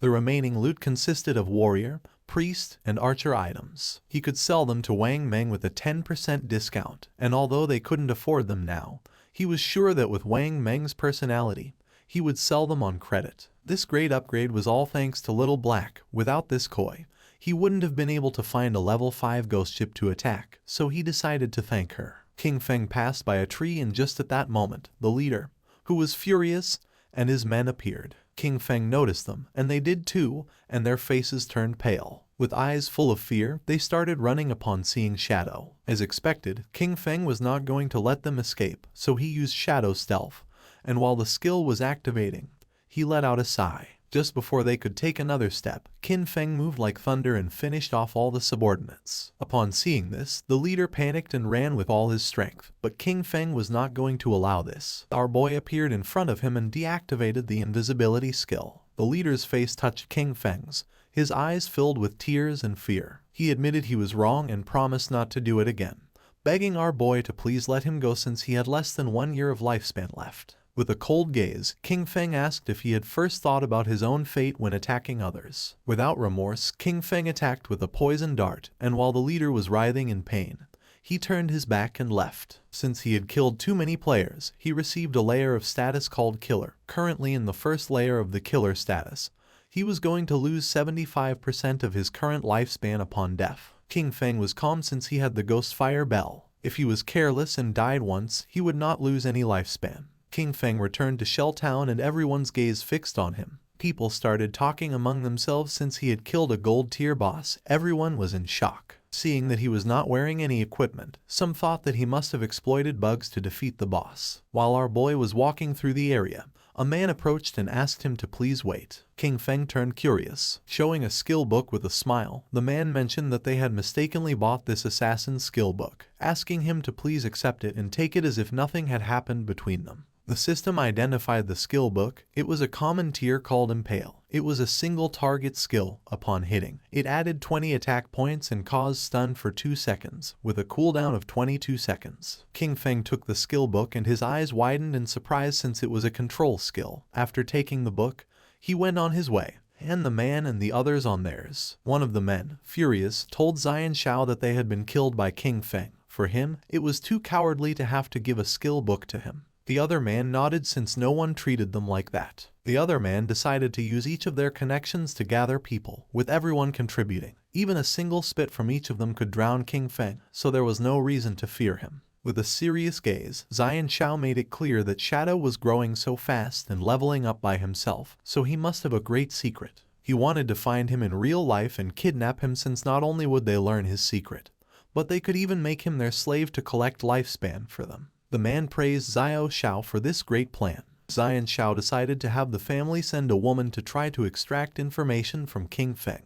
When he had heard Shadow's voice just now, it sounded very foreign. He knew he was not within their circle, which meant that he was very poor. They decided to find a professional beauty, as they were sure that King Feng would fall into the trap. King Feng met with Little Black and asked her to accept the trade, since he wanted to give her some things. Upon hearing this, her eyes filled with excitement, but she explained that her name was not Little Black but Big Plum. King Feng gave her a powerful skill and a necklace, and upon using them, fire began to emerge from her magic staff. She was happy because with this skill and the necklace, her damage had multiplied several times. Moreover, her mana regeneration had more than doubled. She thanked him from the bottom of her heart. Our boy said there was no need, explaining that he was just following their agreement, asking her to give him the space ring. With a smile, she took the space ring out of the inventory and said that he could keep it. With her face blushing, she revealed that when she was escaping in the forest, she had discovered an underground cave that seemed to be the entrance to a ruin,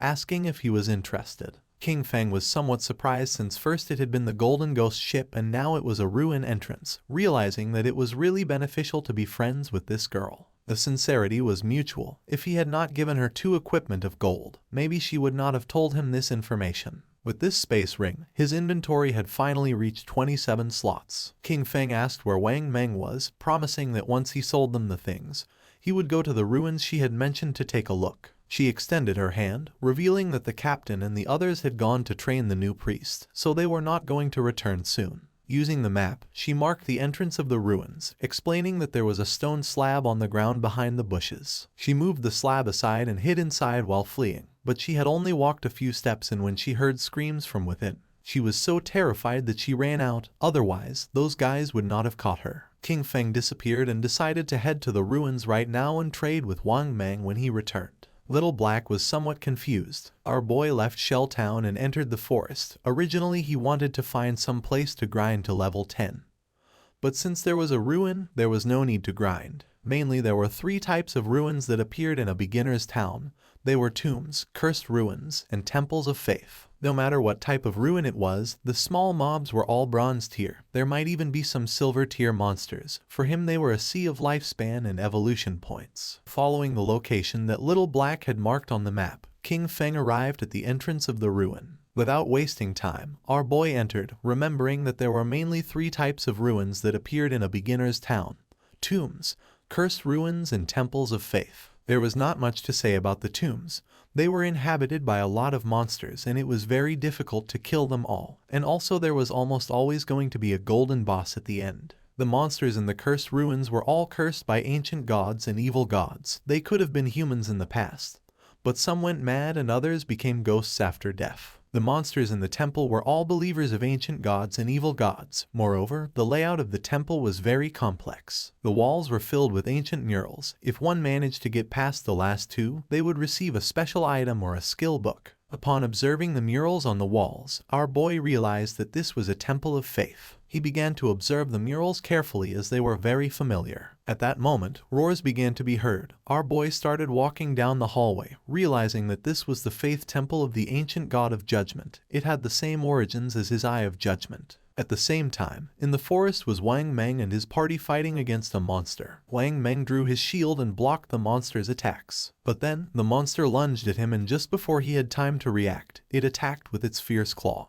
causing Wang Meng's body to fly through the air, inflicting terrible damage on him. Seeing that the captain was injured, the party's archer panicked and gave the order to the healer to heal. King Feng's sister was paralyzed with fear, not knowing what to do. With tears in her eyes, she tightly grabbed the magic staff and asked how to do that. While they were distracted, the monster jumped and prepared to attack. Seeing this, the party's swordsman drew his sword and gave King Feng's sister the order to use her skill. But instead of obeying, she fell to her knees on the ground, dropped her magic staff, and began crying in fear. The monster attacked again and Wang Meng's party was eliminated and they were teleported to Shell Town. Wang Meng and his men were furious. Little Black, who was in the area, greeted them and with a smile asked why they were back so soon, explaining that the expert Shadow was still not back so they couldn't buy equipment now. The archer, who was furious, started pointing at King Feng's sister and said he had never seen someone as stupid as her. She didn't know how to dodge monster attacks, nor how to use her skills. Xiao Yu started to cry, not knowing what to do. Little Black stood in front of her and with a confused expression asked the archer why he was so fierce, explaining that she was a beginner, and it was her first time playing the game, so it was normal to die once. With eyes full of rage, the archer asked Little Black to move away since he was going to scold her to death. The swordsman explained to Little Black that they had not died once, they had died 3 times in less than an hour. Upon hearing this, Little Black's eyes widened in surprise. With a smile, she began to show the necklace that King Feng had given her. She decided to go with them, revealing that she had just received 2 good things from the expert. She was very powerful now, and believed they were not going to die once she was there. Wang Meng stepped forward and gave the order to everyone to stop arguing. For him, Little Black's suggestion was not bad since with her joining them this time, things should go well and maybe when they were back they would be able to meet Shadow. Although deep down Xiao Yu was furious, she pretended to be grateful, apologized and promised to work hard. She could not believe that they themselves could not do the job and still dared to blame her. If it weren't for the connections they had with Shadow, she wouldn't bother with all of them. She was very angry. At the same time, our boy entered a room and something caught his attention. 2 monsters knelt before him, and the system identified them as devout followers of the ancient god. Called the Judged, they were level 10 monsters and silver tier. King Feng's eyes began to shine with suspicion.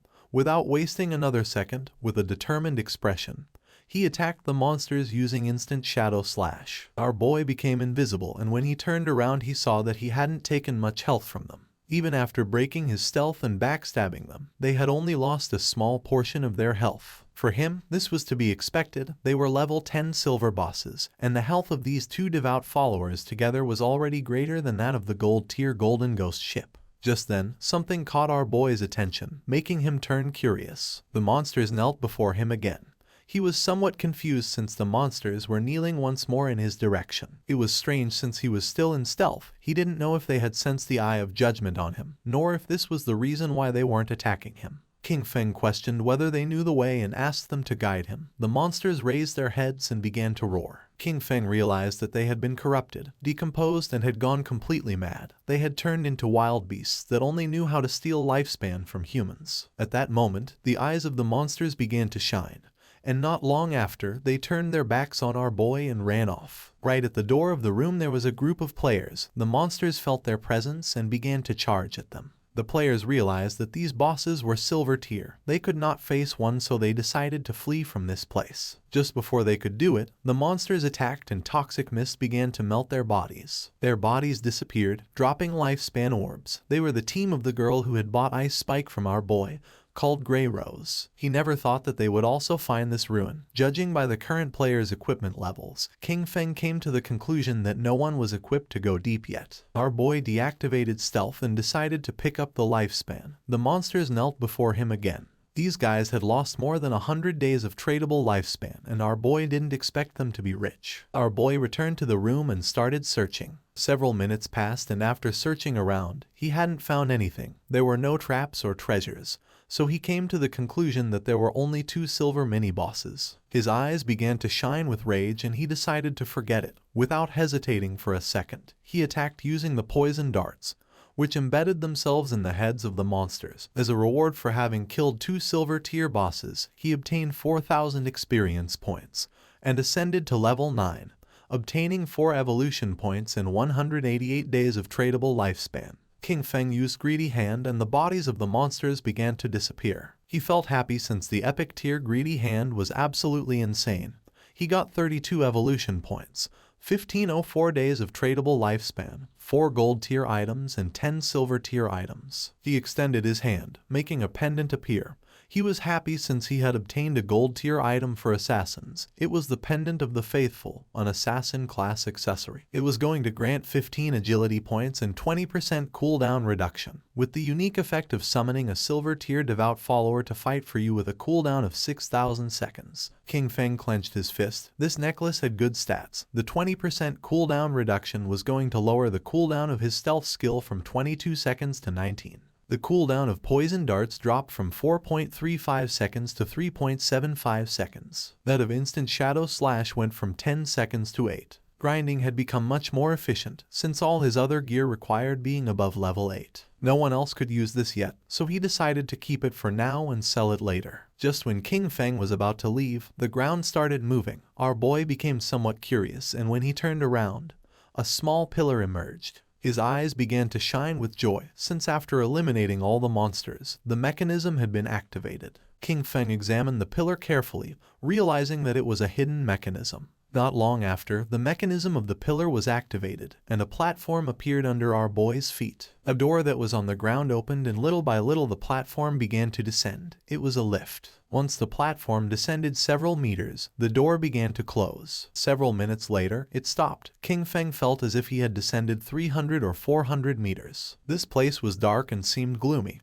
King Feng's attention was fixed on it. Thanks to his knowledge, he realized that this was the maze hidden beneath the temple. He knew there was a certain chance that a hidden maze would appear in the ruins. He had explored many of them in his previous life, so he knew there were countless traps in the maze. But as long as there were people acting as cannon fodder, there was no danger in exploring them, only that it would take a lot of time. With a confident gaze, he took out the pendant. With his current attributes, if he activated any trap, he would die. But luckily he had this thing, which allowed him to summon a silver-tier devout follower to fight for him. He extended his hand and used the power of the pendant to summon a devout follower, making a zombie appear on the ground. Pointing toward the hallway of the maze, our boy gave it the order to go scout. The devout follower stood up and began walking toward the hallway. King Feng crossed his arms and couldn't help but feel happy, since it was easy to explore with a lackey scouting ahead.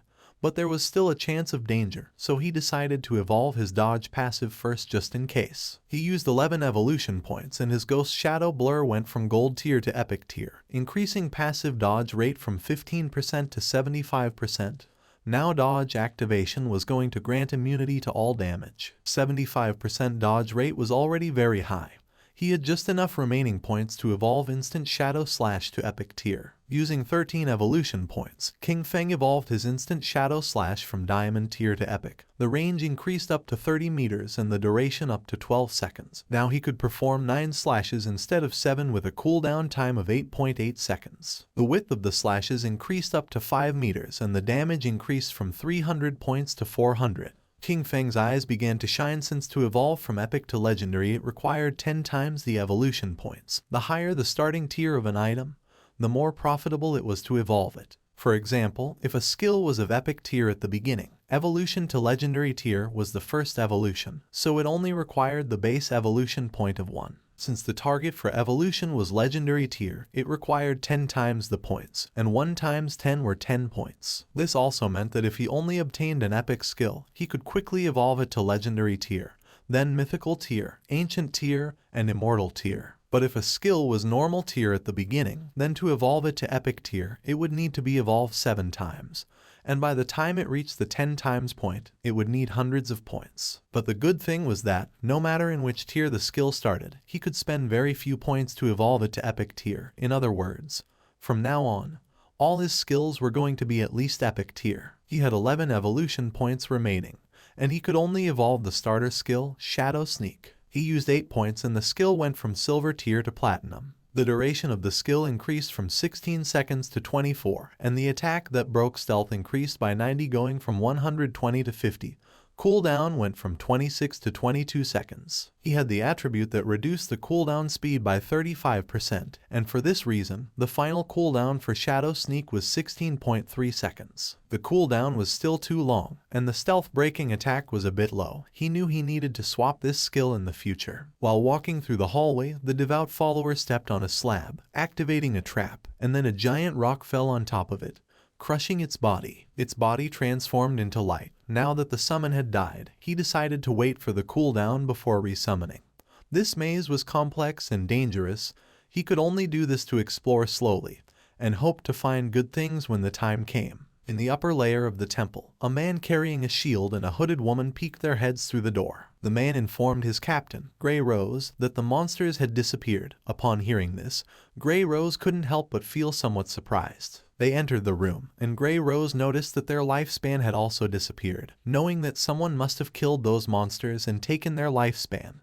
but she didn't know who. The man mentioned that only the expert shadow could kill 2 silver tier bosses. Grey Rose thought he was right but felt relieved since they wouldn't have to die again. She put her hand on her chin and remembered that when they had come here, they had seen a person who seemed to be communicating with the monsters. She didn't know if it was Shadow, nor if he had a skill that could enchant the bosses. If that was the case, he had an incomprehensible and terrifying power. At the same time, in the second layer of the temple, King Feng's devout follower died again by activating another trap. In front of our boy there was a long path leading to a door King Feng had explored for 3 hours, and this should be the end of the maze. And based on his previous life experience, using human lives to explore would kill at least hundreds. Using the pendant, King Feng summoned another devout follower again. It started walking ahead and King Feng began following closely behind. King Feng gave it the order to open the door. Following our boy's command, the monster began to use all its strength but was unable to open it. It got to the point where its body began to tremble. King Feng's eyes filled with suspicion upon seeing that the monster could not open the door. Then, he approached and touched it with his hand. By doing this, little by little the door began to open,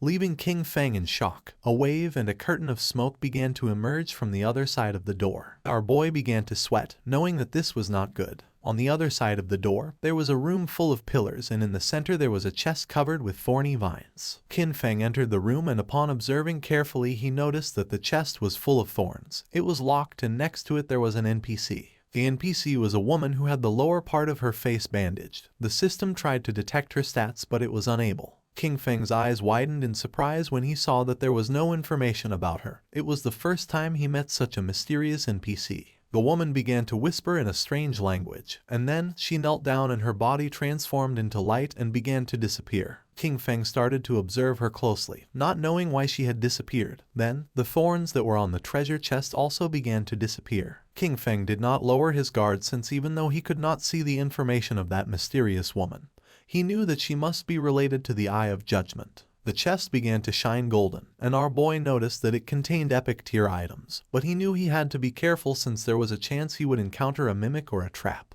Pointing at the chest, King Feng gave the order to his summon to go open it. Following the order, the monster opened the chest and a bright light began to emerge from it. King Feng's eyes widened in surprise as he realized it was a skill book, a godly skill for assassins containing passive and active effects. The chest contained an assassin-type skill book of epic tier called the Stole of Mercy. It had the passive effect of 100% weak point hit correction, and weak point damage multiplier doubled. The chest also contained an active skill called Slit Throat. Shadow's next attack was going to inflict Slit Throat, causing 100% of that attack's damage per second for 3 seconds, with a cooldown time of 60 seconds, but thanks to his skill the cooldown dropped to 44.4 seconds. Kin Feng noticed that the passive ability doubled the hitbox for the enemy's weak spots, but the most ridiculous part was the active skill, Slit Throat. If his next attack dealt 300 damage, the debuff would cause 300 damage per second for 35 seconds. The total damage would be 12 points, which is 3 times the original damage. Kin Feng began to read carefully. Skills like Instant Shadow Slash landed multiple hits, but Slit Throat only counted the first strike.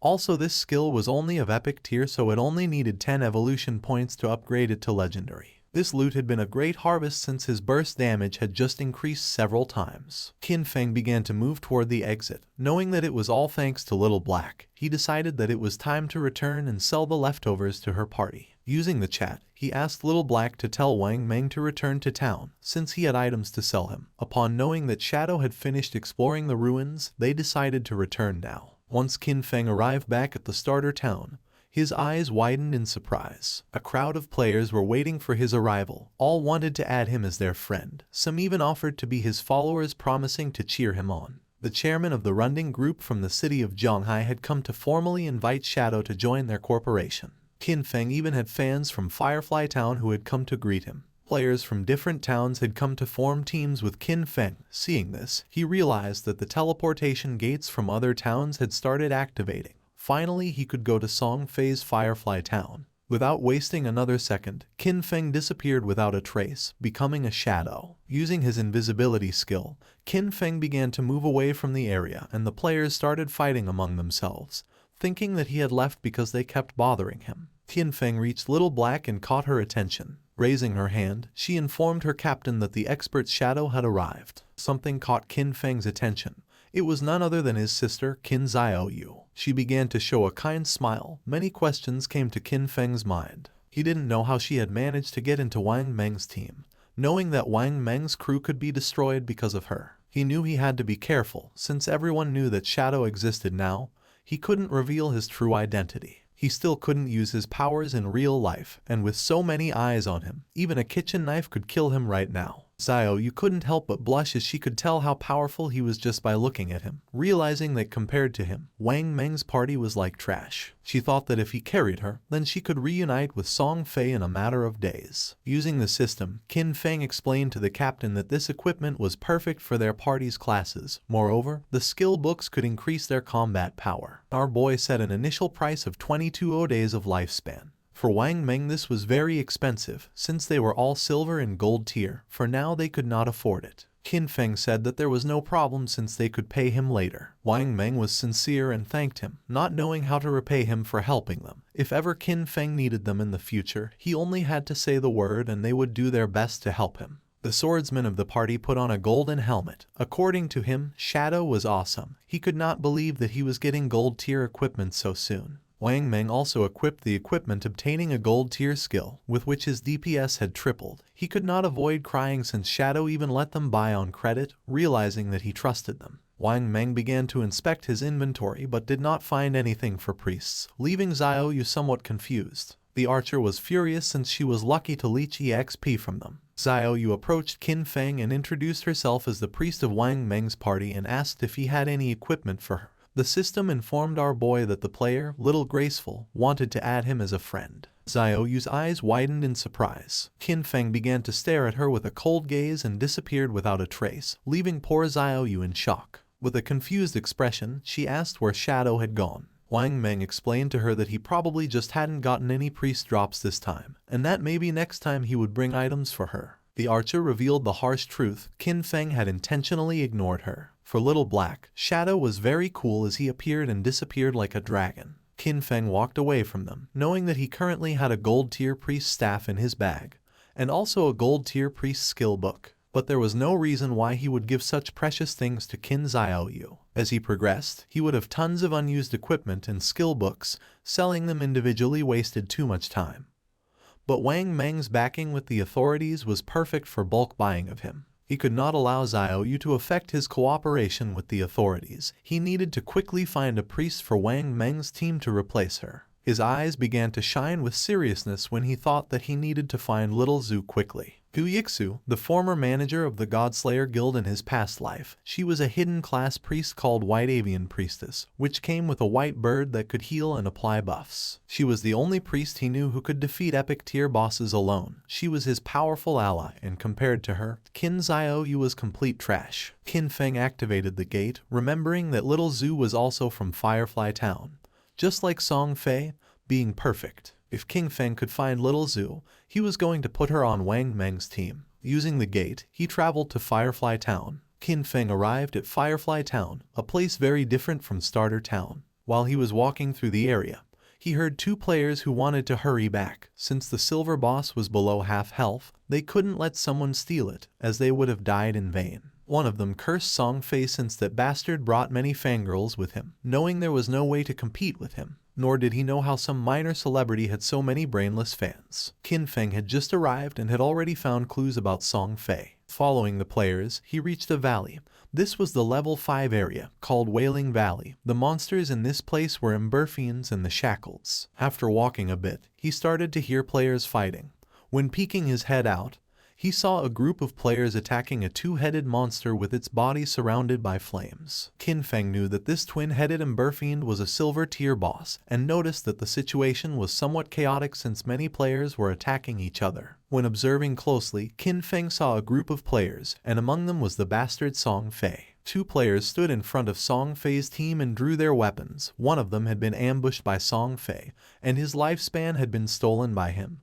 He swore to kill him. With a smile, the player carrying a shield asked if Song Fei thought that hiding behind his mage girls made him safe, revealing that he had the godly anti-mage skill. Just before he could take a step, one of Song Fei's mages crushed his head using the magic staff. Qin Feng remembered that Song Fei, with the title Heaven-Defying Mage God, had the mage class. In his past life, this bastard tricked a bunch of fans into choosing the mage class, only to take all their equipment and skills to strengthen himself quickly. But a team couldn't be made up of only mages, so his fangirls came up with a solution. Some put their attribute points into intelligence to become glass cannon mages. Some put their points into agility to become disruption mages. Others used their points on health to become meat shields, and some chose strength to become battle mages who attacked using their staff. In the early stages, Song Fei's team was extremely dominant, stealing lifespan from players everywhere without anyone being able to stop them. And as expected, as the game went on, most of his fangirls died pretty quickly. Pointing at the boss with his finger, Song Fei made up a lie saying that his fans were working so hard that now his heart hurt. He hoped the boss would die soon so everyone could rest, and also that the world would be full of love and free of violence. The twin-headed Emberfiend began to advance towards Song Fei's group.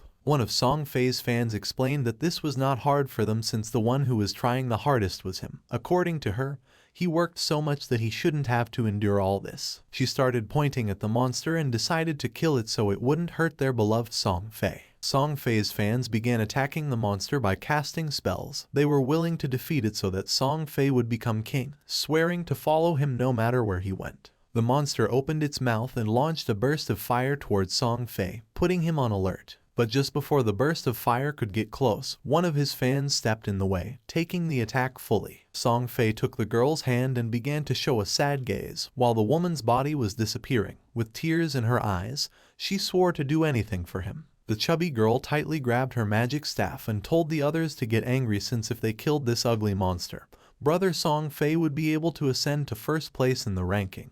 He had to surpass Shadow. This made the others excited. Raising their weapons, they swore to conquer the world, dominate the heavens, and fight alongside Song Fei. They summoned several powerful spells, causing thunderbolts to strike the monster. Song Fei realized that it was going to die, knowing that this silver tier boss was hard to kill.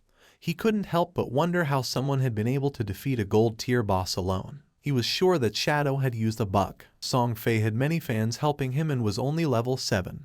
He didn't know how Shadow leveled up so fast. A smile spread across his face since once he defeated this silver tier boss, he was going to level up to 8. He knew that Shadow had been stuck at level 9 for a long time, so he decided to take the opportunity to surpass him and become the #1 player of the God-forsaken game. Just then, a hand surrounded by Shadow grabbed Song Fei by the mouth. In the blink of an eye, Qin Feng decapitated Song Fei, and using instant Shadow Slash, cut his body into pieces. Blood began to emerge from the mouth of the bastard Song Fei. His fans went into shock, and just before they could take another breath, Qin Feng attacked again. Moving like thunder, he cut the bodies of the fans and of the boss into pieces. A system window appeared, informing that the boss had been defeated and granting him 15 experience points. The boss fell to the ground and its body began to transform into lifespan. The players were in shock since they couldn't believe that Shadow had killed the boss with a single strike. A single attack from Shadow did thousands of points of damage, while theirs only did 100 points of damage. Shadow was 10 times stronger than them. The corpse of the boss transformed into orbs of lifespan, and Qin Feng deactivated his stealth skill. The smartest players realized that it had been an AoE attack. They couldn't believe that a single attack had killed Song Fei and all his gang of fans. Upon observing closely, they saw Shadow and remembered that he was the one who had achieved the first global kill of the gold tier boss. They decided to leave and let Shadow have the loot. They began to cheer for Shadow for having avenged them by killing Song Fei's gang. Qin Feng knew that they were only afraid of being attacked, and that's why they could only join forces to attack him. In his past life, he would not have hesitated to kill them. At the same time, Song Fei respawned again in Firefly Town. The system reported that he had been killed by Shadow, and he lost 1106 days of tradable lifespan, and 18 years and 113 days of non-tradable lifespan. Song Fei panicked and realized that Shadow had come to Firefly Town. He couldn't believe that out of the hundreds of starter towns in Zhonghai City, he had come to his to steal the kill. His fans also respawned again. The chubby girl felt confused to see that Song Fei had also died. The other girl was furious since she didn't know why Shadow had killed them. The other thought that Shadow wanted to steal the silver tier boss. According to them, he was evil for taking advantage of Song Fei being distracted to launch a surprise attack. Just then, an archer approached Song Fei and with a nervous expression asked if she could join his team, revealing that she had the skill called Eagle Eye, and she could detect invisible enemies. Song Fei's fans told the girl to get lost since he had said he only wanted mages in his party. The chubby girl thought her efficiency at killing monsters was too low, and she would only affect Song Fei's progress in the ranking. Song Fei extended his arms and explained that although she was an archer, she could be part of his family since he believed that love could fill everything. He took the woman's hand and with a kind expression mentioned that he had felt her strong emotions. It didn't matter if she was an archer.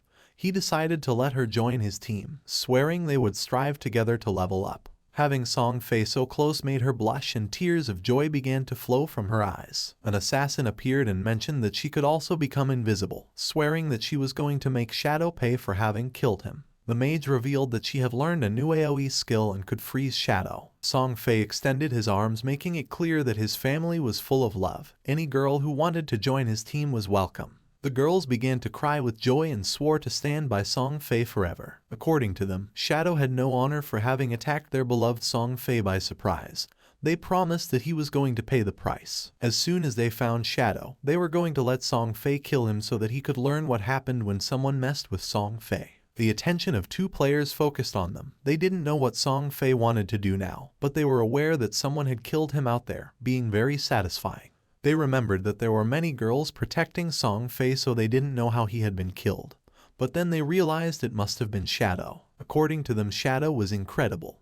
And seeing the girls crying for Song Fei, they thought these girls were not right in the head. A smile spread across Song Fei's face as he was confident that with so many people as witnesses, when he defeated Shadow, everyone would know that it was useless to be strong if one fought alone, especially being an assassin. According to him, Shadow was a soft assassin who had dared to challenge a great and noble mage like him. At the same time, Qin Feng picked up the loot using Greedy Hand, obtaining 16 evolution points, 217 days of tradable lifespan, 6 pieces of silver tier loot, and 1 piece of golden tier loot. Qin Feng decided to evolve the skill Graceful Liberation, consuming 10 out of 19 points. The skill went from epic to legendary. The passive effect Weak Point Attack Correction went from 100% to 200%, and the weak point attack multiplier was doubled. The active effect also improved. The next attack was going to trigger Throat Slit effect, causing 150% attack damage per second instead of 100%.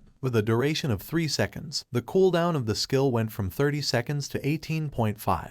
The weak point hit correction had increased by 100%, reaching 200%, which equaled doubling the target's weak point. If it was amplified even more, half of the enemy's body would be considered a weak point. He feared that even his Shadow Slash could deal weak point damage. The initial epic level skill, with 0 evolution points, could evolve to legendary. However, to evolve it from legendary to mythical, it required 100 times more evolution points. It needed 200 points to evolve from legendary to mythical. According to this pattern, the epic level Greedy Hand was going to require 210 evolution points to evolve, and when it reached legendary, evolving it was going to require 34 points. He had 9 evolution points left, so he decided to evolve Backstab Enhancement. Qin Feng spent 8 points and the skill Backstab Enhancement went from gold to platinum, and the damage of the passive effect increased from 30% to 40%. A silver tier boss, plus the group of players, had given him a total of more than 14 days of tradable lifespan. His mission had been fulfilled, so he decided it was time to return. While Qin Feng was distracted, a girl tried to attack him by surprise. She intended to kill him. Shadow began to observe her in silence, and dodged the attack without much effort. The girl attacked again, but he evaded it again without problems. The girl was in shock to see that he could dodge all her attacks. Without wasting any more time, she used stealth and disappeared. Just then, Song Fei's fans appeared on top of the cliff. They had cornered him and swore to avenge Song Fei.